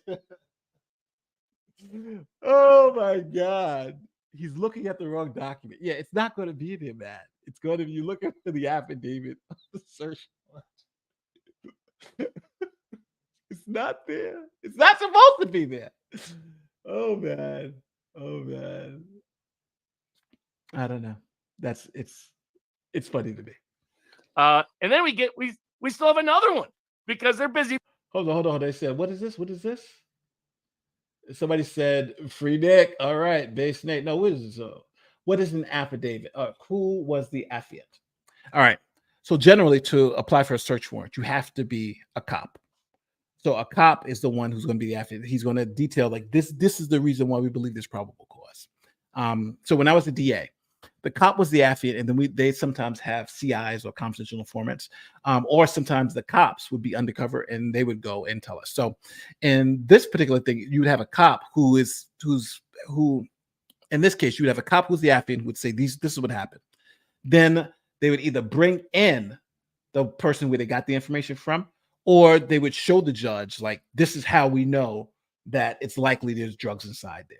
So, right, but at this point in time, the answer to the question, who is the affiant, we absolutely don't know, because that information would be contained in the probable cause affidavit for the search warrant. We don't have that. That would have all that information in there. So since we don't have that information, it's like all of this analysis is based on a document that we just don't have. He's saying that the search warrant is bad, but now again, any lawyer worth his weight would make a Fourth Amendment claim against the search warrant. That's what you got to do. That's every search warrant that's out there is going to be challenged for probable cause. But at this point in time, we just don't know. We don't have that information. We don't know what's in that search warrant. I feel like I keep saying it because it's just that's just the reality situation right now. Violating every constitutional liberty they can figure out there in that small Minnesota county. Okay. We have the Sixth Amendment issues. They apparently were on notice at some point early on. Just so everybody knows, Sixth Amendment is your right to counsel. That he was the counsel for his wife and for the third person that was arrested there. It's one thing is, why are they arresting everybody? It's like they arrested everybody in the house. You mean if they do? Yes. So it happens also too with drug raids in crack houses or stash houses or whatever. If you run beside there, the police generally take everybody if there's drugs in the house, especially if there's in plain view, right? Because they're like, everybody's in there. So, they arrest all the adults in the house, and if there's children, they charge the adults whose children those were endangering the welfare of those children because there are drugs in there. So yes, they arrest everybody, and they sort it out later. Hey, a person can say, hey, I just walked through the door 5 minutes ago and you guys are arrested me. Then they'll say, okay, we made a mistake and arrested you, but we have probable cause to arrest you because you're in a house full of drugs. So yeah, they arrest all the adults in the house. Some sort of raid at some place, a party or possession. You're not supposed to arrest everybody, but yes, you are supposed to arrest everybody unless you know for a fact that some of the people aren't involved. But yeah, you go to it. Let's say you go to a crack house, you see people in there and crack everywhere. You go and you say, well, how do you know to arrest or not? So the cops usually arrest everybody. And also, it happens in cars too. If cops pull a car over and there's drugs in the car, they'll be like, who's it belong to? If it doesn't belong to, they'll take everybody in, right?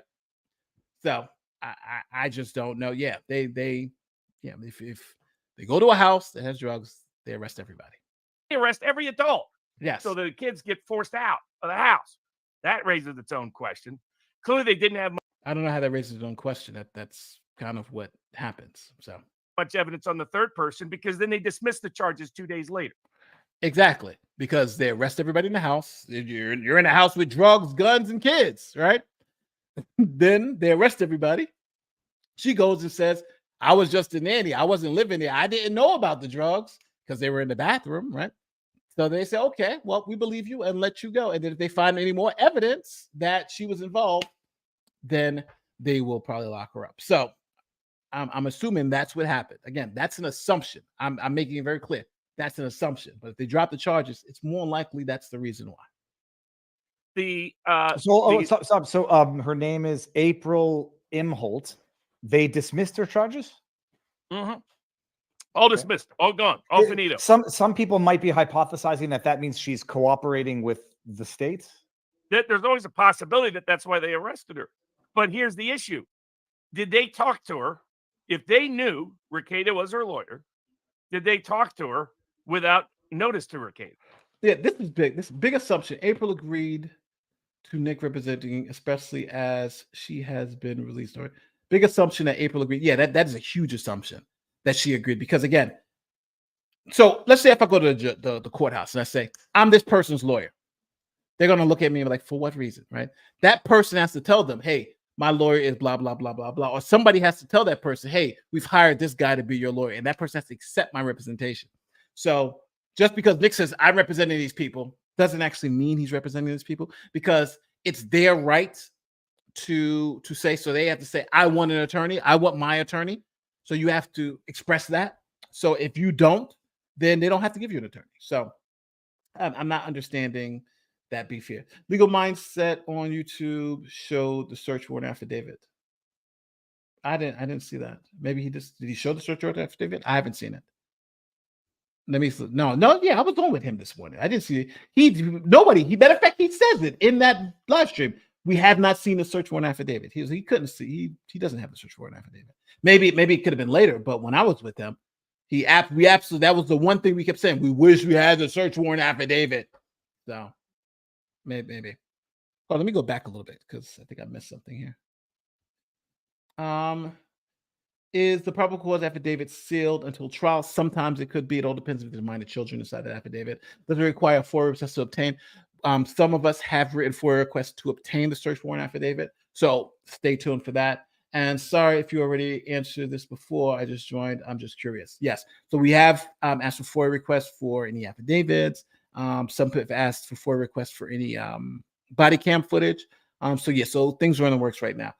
People, as soon as it's hit, people started making FOIA requests. Just wanted to make sure you guys understood that. So if we get it, we'll be on it. And I haven't passed the bar, but it seems kind of dumb to ask a lawyer who you got arrested to represent you. It's not only it's totally unethical. It's ridiculous. That's not. Listen, and I'm going to say this: every lawyer who's heard that thing about you being arrested with your co-defendant representing your co-defendant, even at the arraignment, has essentially laughed at that and said that's ridiculous. Every lawyer, all the lawyers this morning laughed at that. Legal Mindset, all the lawyers tonight laughed at it. Law Talk with Mike, every lawyer that has heard that has laughed at it because it's textbook 101. If you are in this conspiracy, if you're committing a crime with somebody and you both are arrested for, let's say, something like drugs, and the cops arrest you both, then what's problem is there's a conflict of interest. And that conflict is simple. The conflict is that, like, a matter of fact, I'll use this as an example. I can use this real world example with April and Nick. April's in that house and she's saying, those drugs aren't mine, right? Those drugs aren't mine. And she's now a fact witness to what's going on with the kids. The kids were there, right? She can say, yeah, the kids were there. How long were you there? That type of thing. She's a fact witness. Now, her thing is, those drugs weren't mine. They were theirs. Nick or his wife, right? That's their house. There's their drugs. But now, if Nick is representing her, do you really think she's going to be comfortable in court saying, yeah, it's my lawyer's drug. It's my lawyer's drugs? No. That's the conflict of interest. Even her denials hurt Nick's case because Nick, and then to be fair, Nick can go in and say the same thing about her. Well, it's her drugs, right? Nick, it can go both ways. I'm not saying he's saying that, but he can say it both ways. So it's what's known as an unwaivable conflict. No lawyer can represent people who they are charged with the same crime. Now, there could be occasion where you're charged, where let's say I'm representing you for something else. I'm representing you for some other crime, and then later on we're charged with a crime together. Then in that other case, I wouldn't be able to represent you, and sometimes even on the previous case, I wouldn't be able to represent you. But that's a unique situation. In 99.99999% of the cases, if you are arrested with the person, the lawyer is duty bound, ethically bound, not to be able to represent you. Good question. Yes, it is. Every lawyer, every single lawyer in YouTube will tell you that, except for Barnes. Hi, Nate. What are your thoughts on Nick representing himself in court? I think it's at that moment for an arraignment. I think it's really like a big nothing burger. It's like, yeah, you could just do it, but I think you should get somebody to represent him other than himself in court. I think it probably would have been better to get a public defender at that point. You're just too close to it. Search warrant affidavit will not include a list of items found in the house. It should, because it's an affidavit to get inside the house. No, it shouldn't. The warrant affidavit shouldn't show what's in the house. The arrest affidavit shows what's in the house. So the arrest probable cause document shows what's in the house. So when we saw the arrest probable cause document, which is this,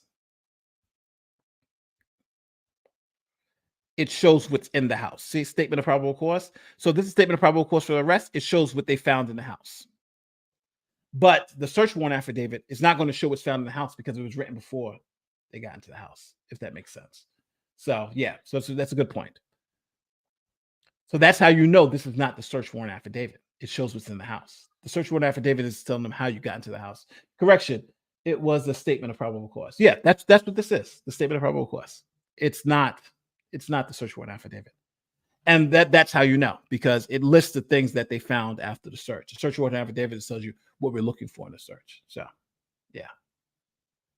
It says the wife has a different charge regarding the children, Nick's neglect. She has an abuse charge. Yeah, that is interesting too. I'm not sure why she got that charge, but again, there may be some facts, from what happened that may even give you a clear picture. But again, until we see the search warrant affidavit, we won't know. I like Barnes. I want to like him more, but he presents more like a car salesman talking in absolutes. As annoying as it is, I understand the answer is always it depends. Yes, 99.9% of the time, it always depends. It always depends. It's he's talking as these are truths, but they're not. They're opinions coached in confidence, but it just is what it is. They arrested her. But here's the issue. Did they talk to her? If they knew Rekieta was her lawyer, did they talk to her without notice to Rekieta? Because that's what Rekieta reported. He said he had been foreclosed from talking to either his wife, who he was representing, or her, who he was representing. No. Okay, so just to be clear, the canons will not allow you to represent someone who you've been arrested with in this criminal transaction.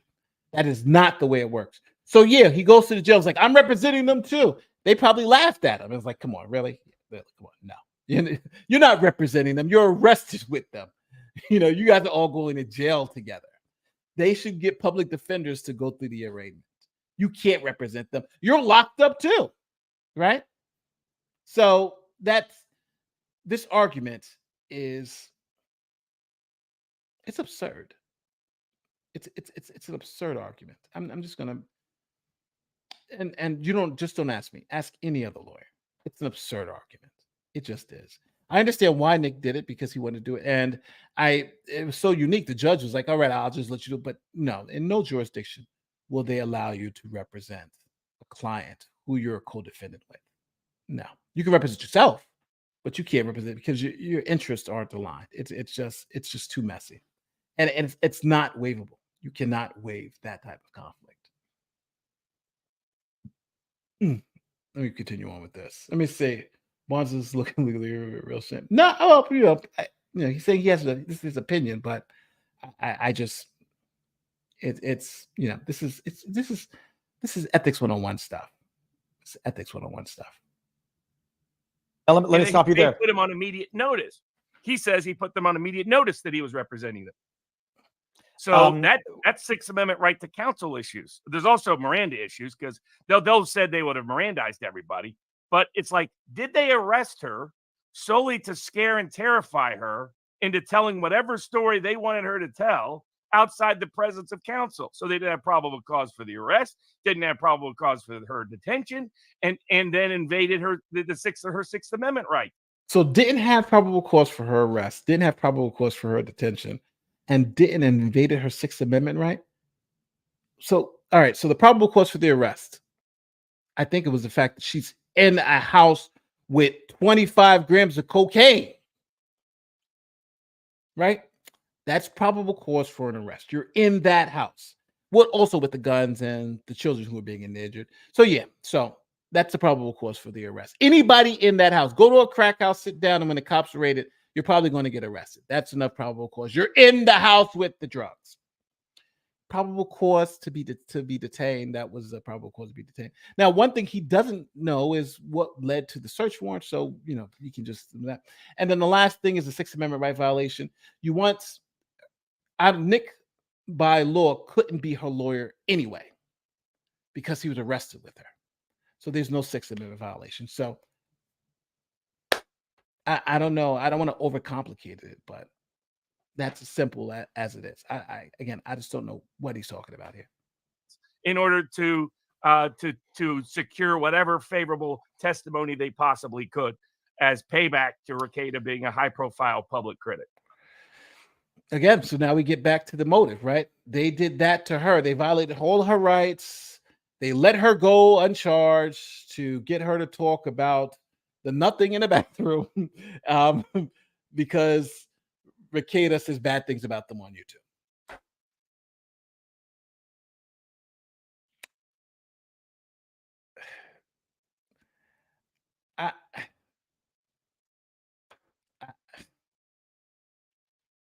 Let's just listen to it. I don't want to say anything I'm going to regret, but I'm not getting it. Let me ask you the question before I'm going to read some of these chats because they have some decent questions in there as well.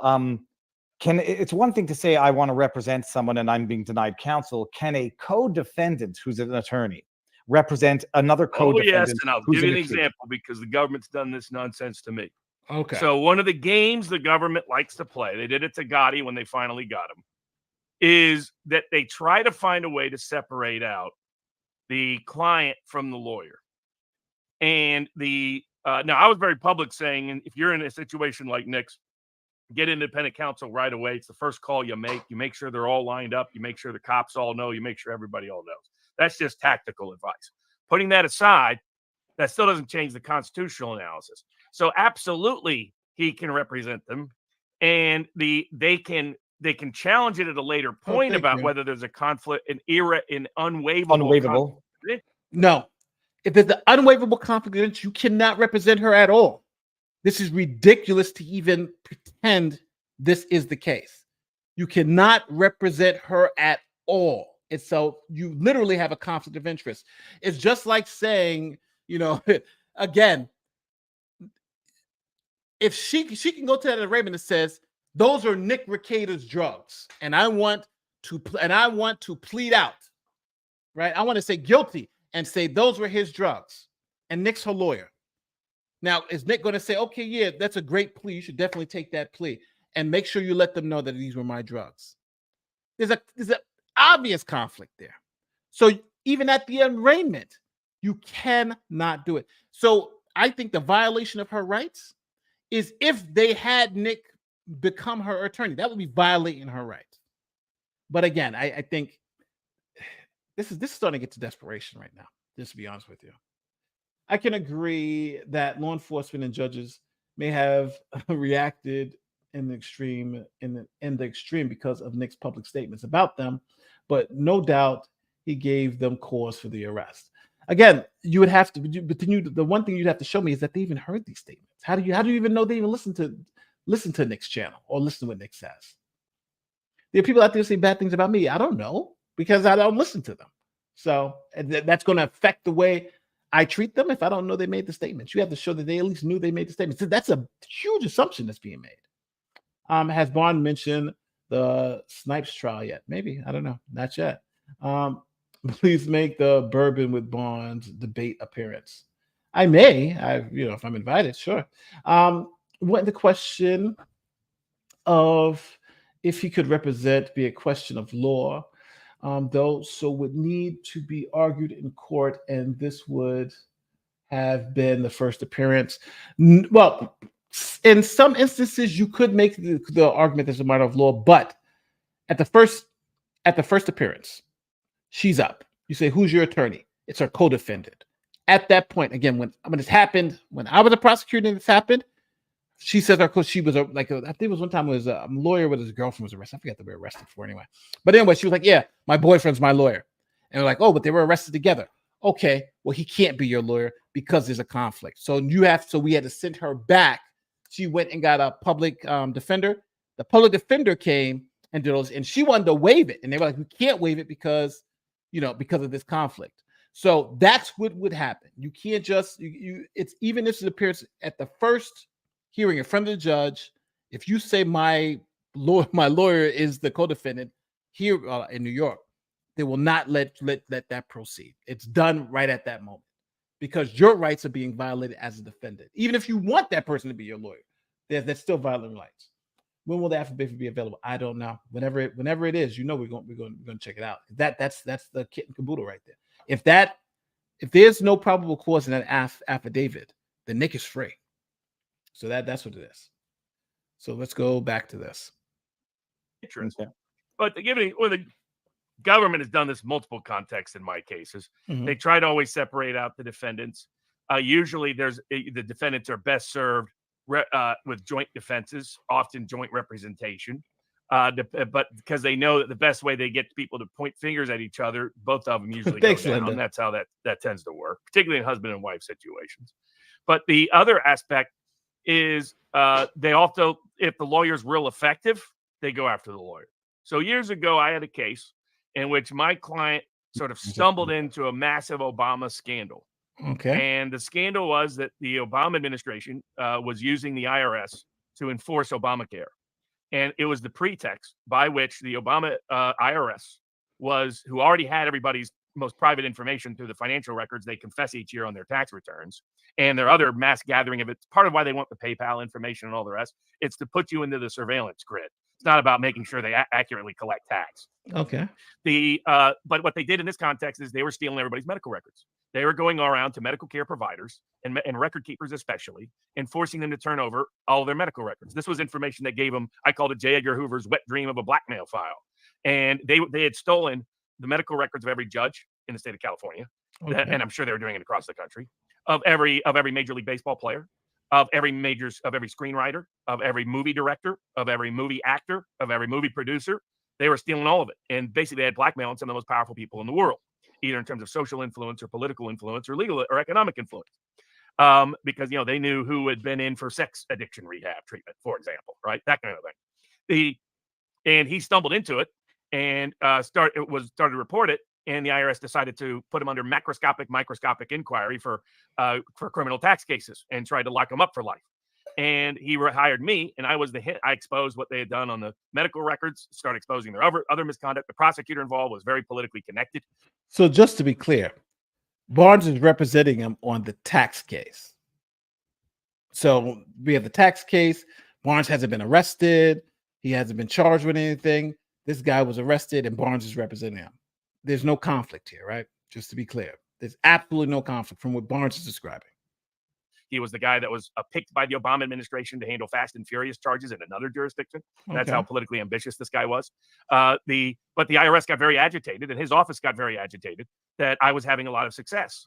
And so they decided to manufacture a case where they were going to accuse me and my client of being in a conspiracy to assassinate the prosecutor on one of the most ludicrous, asinine, absurd.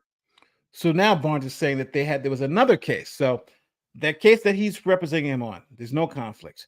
Now you have a new case where Barnes is saying that they both tried to assassinate the prosecutor, right? So that's a separate case.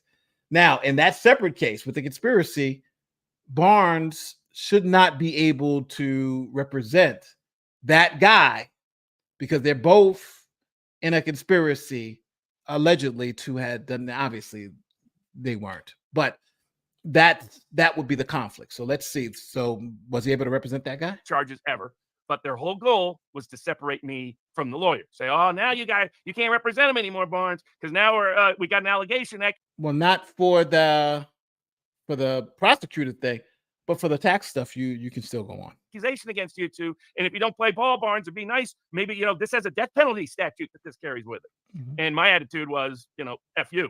That I'm going to protect my client's constitutional rights and my own, and let's see how this all works out at the end. In the end, by the way, he didn't serve a single day in federal prison, didn't pay a single fine, but he did recognize that you need to get out of the United States, and he's not come back since.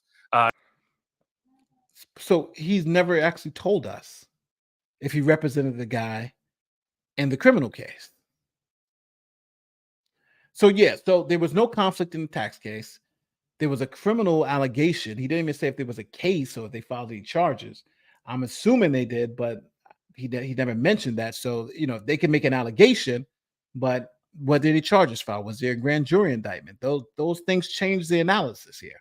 If someone says, I think you did this, but no charges are filed, then it's like you never happened. So I don't know. This he's giving me a lot of stuff, but there's really the details that I would need to make a determination if this analogy even makes sense. He's left them all out conveniently, right? Was he charged? Was he officially charged? Was he indicted? What was the circumstances? Did he represent the guy on the murder beef, on the attempted assassination beef, right? While he was a co-defendant, he never answered that question. So I don't know. They found April's credit cards in the bedroom near the substances, I think. So this would make it sense if it turned that she turns on Nick. Yeah. And that fact alone shows that Nick couldn't represent her. That fact alone shows that Nick couldn't represent her. But again, I don't know what Barnes is doing here. This just doesn't make any sense. His analogy doesn't work. He never told us if they charged him. He never told us like if he said, hey, they charged me and him as co-conspirators and I still represented him, then I would, but he selectively kind of left that out. Do you think Barnes only dresses like that waist up? I don't know. I'm wearing pants though. I'm happy. I'm wearing pants. But sometimes, but who knows? Who knows? Barnes loses all his case. I don't know about that. Let's continue on. We're almost done with this. Man, this has been long. And this was a guy who was a deep-hearted American when the whole case started. So this is an old game. They did it to Gotti. They got Gotti talking to his lawyer on tape in a way that they could interpret in a certain way that got a judge to say Gotti could no longer use the lawyer and successfully got him acquitted repeatedly. So this is an old scam of the government. Well, with Gotti, they got him and his lawyer conspiring to do some crazy stuff on tape. So that's how they got Gotti. Like, I think Barnes likes to leave out a lot of nuance to foster his opinion, right? Because Gotti's lawyer and Gotti were caught conspiring to commit crimes. So they're like, yeah, you two are the lawyers involved in a crime, then the lawyer can't represent you, right? If we're going to charge you with that crime. So that's how they got Gotti's lawyer, just the same way that Nick would have gotten if he's representing April, who the same thing. So so in both cases, you can't represent clients if you're involved in the crime. Matter of fact, one of the biggest reasons why you can't do that is that there's what's known as a crime fraud exception.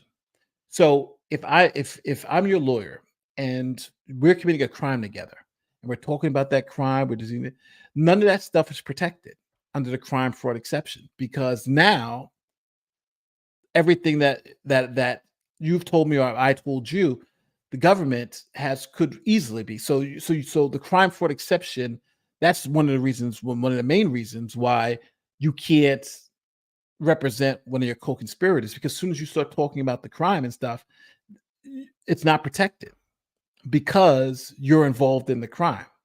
So again, I don't know how you just get over this simple crime fraud exception in this case.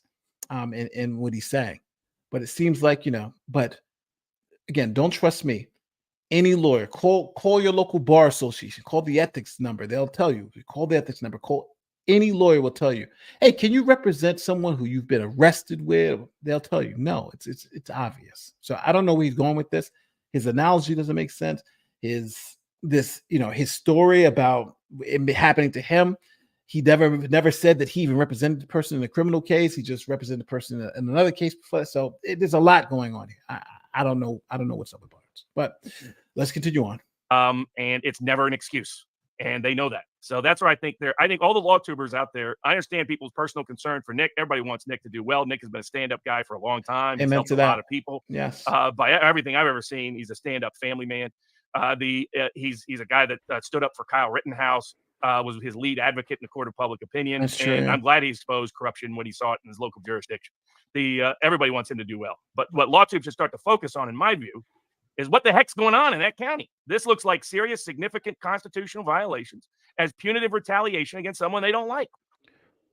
What a hell of well, number one, he's not convinced me that there are any constitutional violations that we should even be concerned about, right? There's none.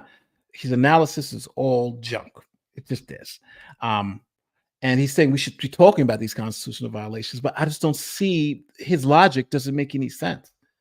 And and when you have to peel off they found something in the bathroom instead of saying they found 25 grams of cocaine, that shows me he's trying to stretch this argument to kind of fit that narrative, and it's just not there.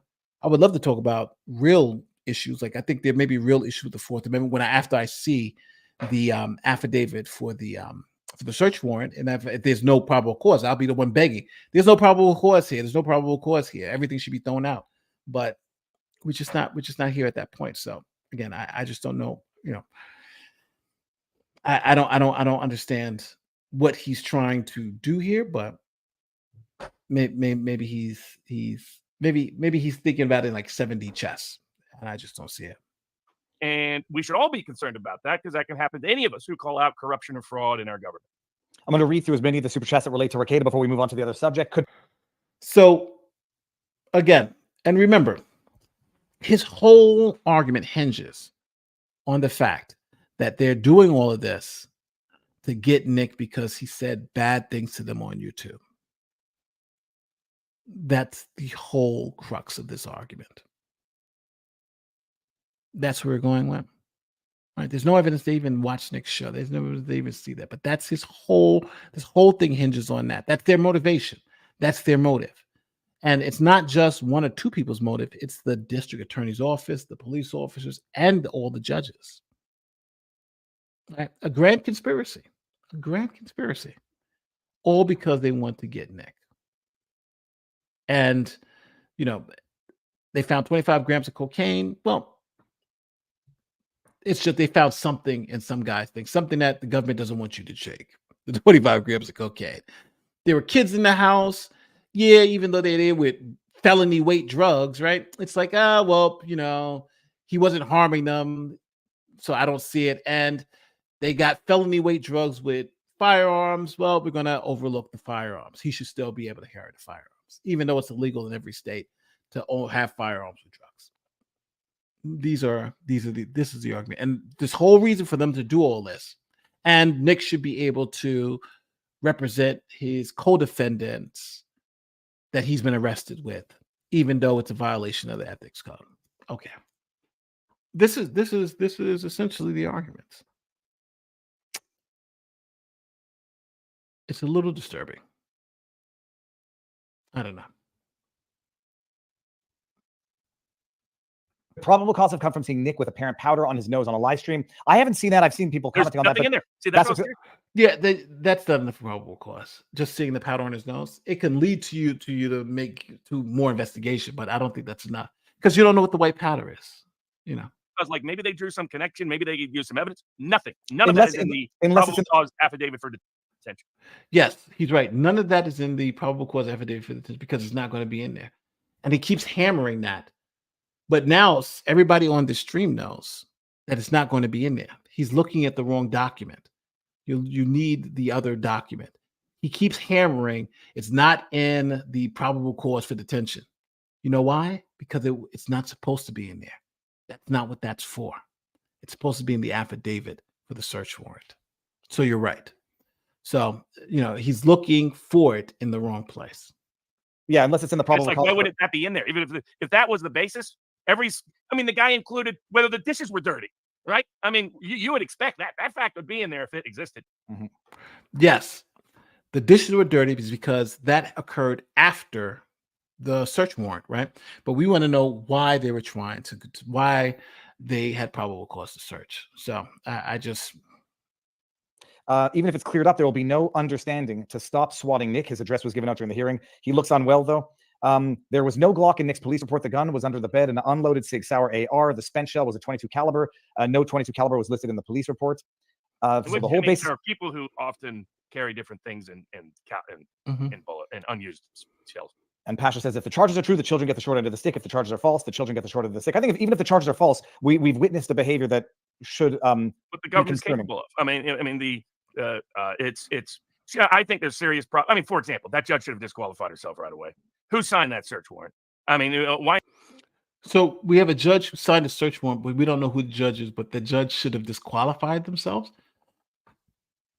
If you don't know who the judge is, then what's your reason to say the judge should disqualify themselves? Maybe he's going to say it now. Maybe I just stopped it too early. Is it their discretion being exercised by these judges and being careful? I think that, what we're seeing, and maybe it's a good transition, we're seeing courts, whether it's the Amos Miller case and for example, that judge.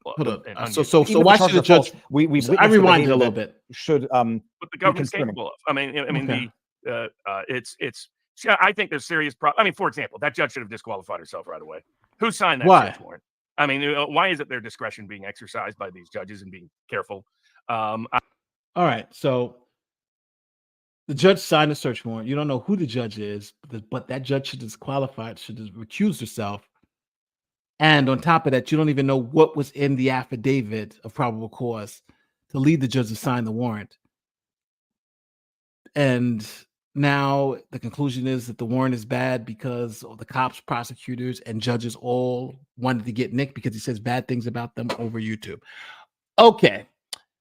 This legal analysis, I think, is over. I'll tell you guys how I think of what I feel about it. I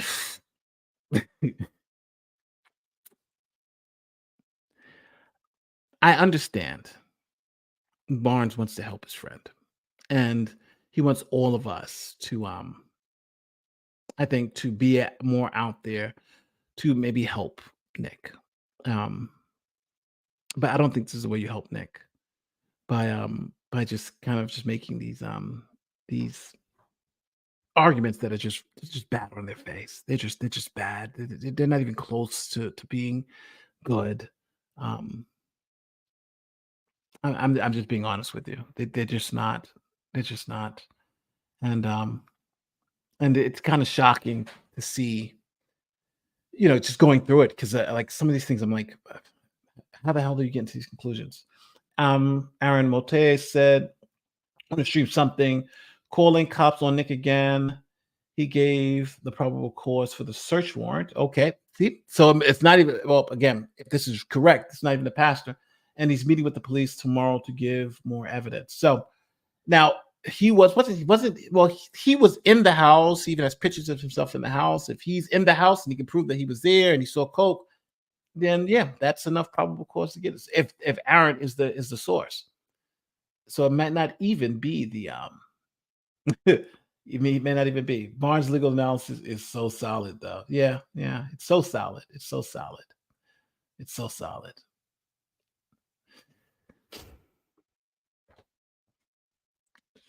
It may mean there are no good. I don't know. If I at least had the only argument I think that could work is maybe an Eighth Amendment argument that the Eighth Amendment is about the bond that is excessive, because $50,000 is a little excessive. But I think other than that, his Fourth Amendment argument is nonsense. The First Amendment argument is nonsense. All of them are just nonsense after nonsense after nonsense. And he said he wanted us to talk about it. I am talking about it, and I just, if you guys see more in these arguments than I did, or can explain to me that where he's going is makes sense, but no, I don't think he's making any sense. I think he's just grasping at straws, and he's making a lot of conclusions without any of the information. If Barnes had the affidavit for the search warrant to make these arguments, then I would give him more credence. But he absolutely has nothing. He has absolutely no information, and he's making these arguments. I don't know. Thanks for becoming a member, Ghost Hybrid. Got some new videos coming out tomorrow. What are your thoughts on the ex-husband talking? Well, he was there, right? He can talk. I know he seemed like he's trying to get some fame off this, but it's just his story to tell. So what is it? Nate the lawyer, would it be a problem if Judge Fisher signed the warrant? No, it wouldn't. Because the trial judge would then look and see if there was probable cause. So that's what it is. Nate the lawyer, the only source I could find in naming the pastor is a mandatory reporter comes from Twitter. Nobody likes onions. Or all right, well, maybe that. But again, we got so many different rumors here, right? We got the husband of the woman who was in there. We got him being a source. We got the pastor being a source. And it's all speculation. Barnes is saying that the whole thing is bad, even though nobody even knows what the document says. So I think he's just making a huge assumption here. Nate, you aren't as good a lawyer as Barnes. He saw the documents and they are breaded. Yeah. I wish I could see them. Maybe that's the reason why. I don't know. Is it wise for a potential witness to be yapping on YouTube? No, not all. That actually helps Nick. So I let him talk as much as he wants, because it's going to help Nick. Nick is going to be like, yeah, he's talking. I'm par for the course for Barnes. Barnes has a history of just telling people what they want to hear. I don't think he's telling people what he wants to hear. Only reason why is because they're getting pushed back even in their own chat. But this made no sense. None of his arguments made no sense. And again, maybe I've watched other people, and we were saying that today. We were saying none of these arguments made sense. It was Ron Coleman, it was Steve Gosney, Uncivil Law. We all looked at it and was like, none of these arguments make sense. And everybody's trying to be respectful, but these are BS arguments. Now, I think a true Fourth Amendment argument, though, just to be clear, a true Fourth Amendment argument would be challenging the sufficiency of the probable cause in the affidavit. But you have to see that before you can challenge it. Now, and Barnes could be totally right if we look at the affidavit and it's confirmed.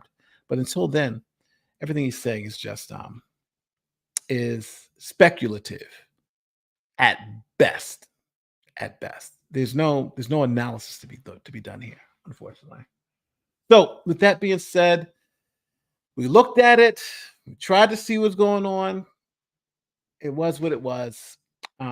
But if you ask me to grade this thing from a 1 to 10, I'm at a 2, maybe 3.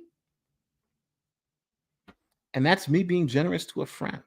So don't forget, like, share, subscribe, do all the great YouTube stuff. Somebody saying, all right, there's another one. At Nate the Lawyer, it just seems like someone trying to defend a friend who seemingly messed up bad.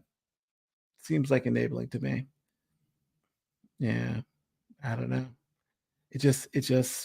Hey, Linda, thank you so much, Linda. Thanks for being here. Maybe you're right. Maybe you're right. But this was just bad, people. I'm sorry. This was just bad. This was really, really bad. This wasn't even close to good. This was really, really bad. I'm sorry to tell you, people. I know a lot of you people will not like that, but this was just bad. This was just bad. So don't forget to like, share, subscribe, do all the great YouTube stuff. But I'm not probably gonna say too much on the Nick stuff anymore. Because I think Nick is I think Nick needs help. And I think we should be more focused on getting him help and helping him achieve the recovery he needs. Because as everybody saw before, I think Nick has a substance abuse problem. And I think he should be focused on that. Do I want him to go to jail? No. Do I think that's the best outcome for him to get 25 years? No. Right? I don't think you should put people. Excuse me. I don't think you should put people in prison for substance abuse. But even with that being said, I think we should be focusing on helping him recover, and not these arguments that are not going to go anywhere. This First Amendment argument, the Sixth Amendment, all these arguments are nonsense arguments that aren't going to go anywhere. The judges aren't going to listen to them. So hopefully Nick gets help, and we should be focused on supporting him on that and praying that his legal issues, don't harm him as much as possible. And that's what I want to focus on. But this constitutional that is trying to essentially hold water for Nick and make some excuses, like all of, essentially coming out of that, it seemed like he wanted to make it seem like, he downplayed, even to the point of downplaying the coke. He literally downplayed the coke. They, would you want this happen to you if they found something in your bathroom? Like, really? Like, if we got to that point now, like, how much of a stretch do we have to make this? But again, those are just my thoughts. Let me know how you feel in the comment section.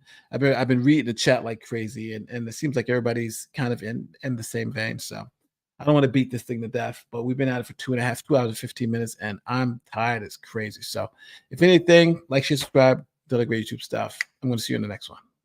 Peace.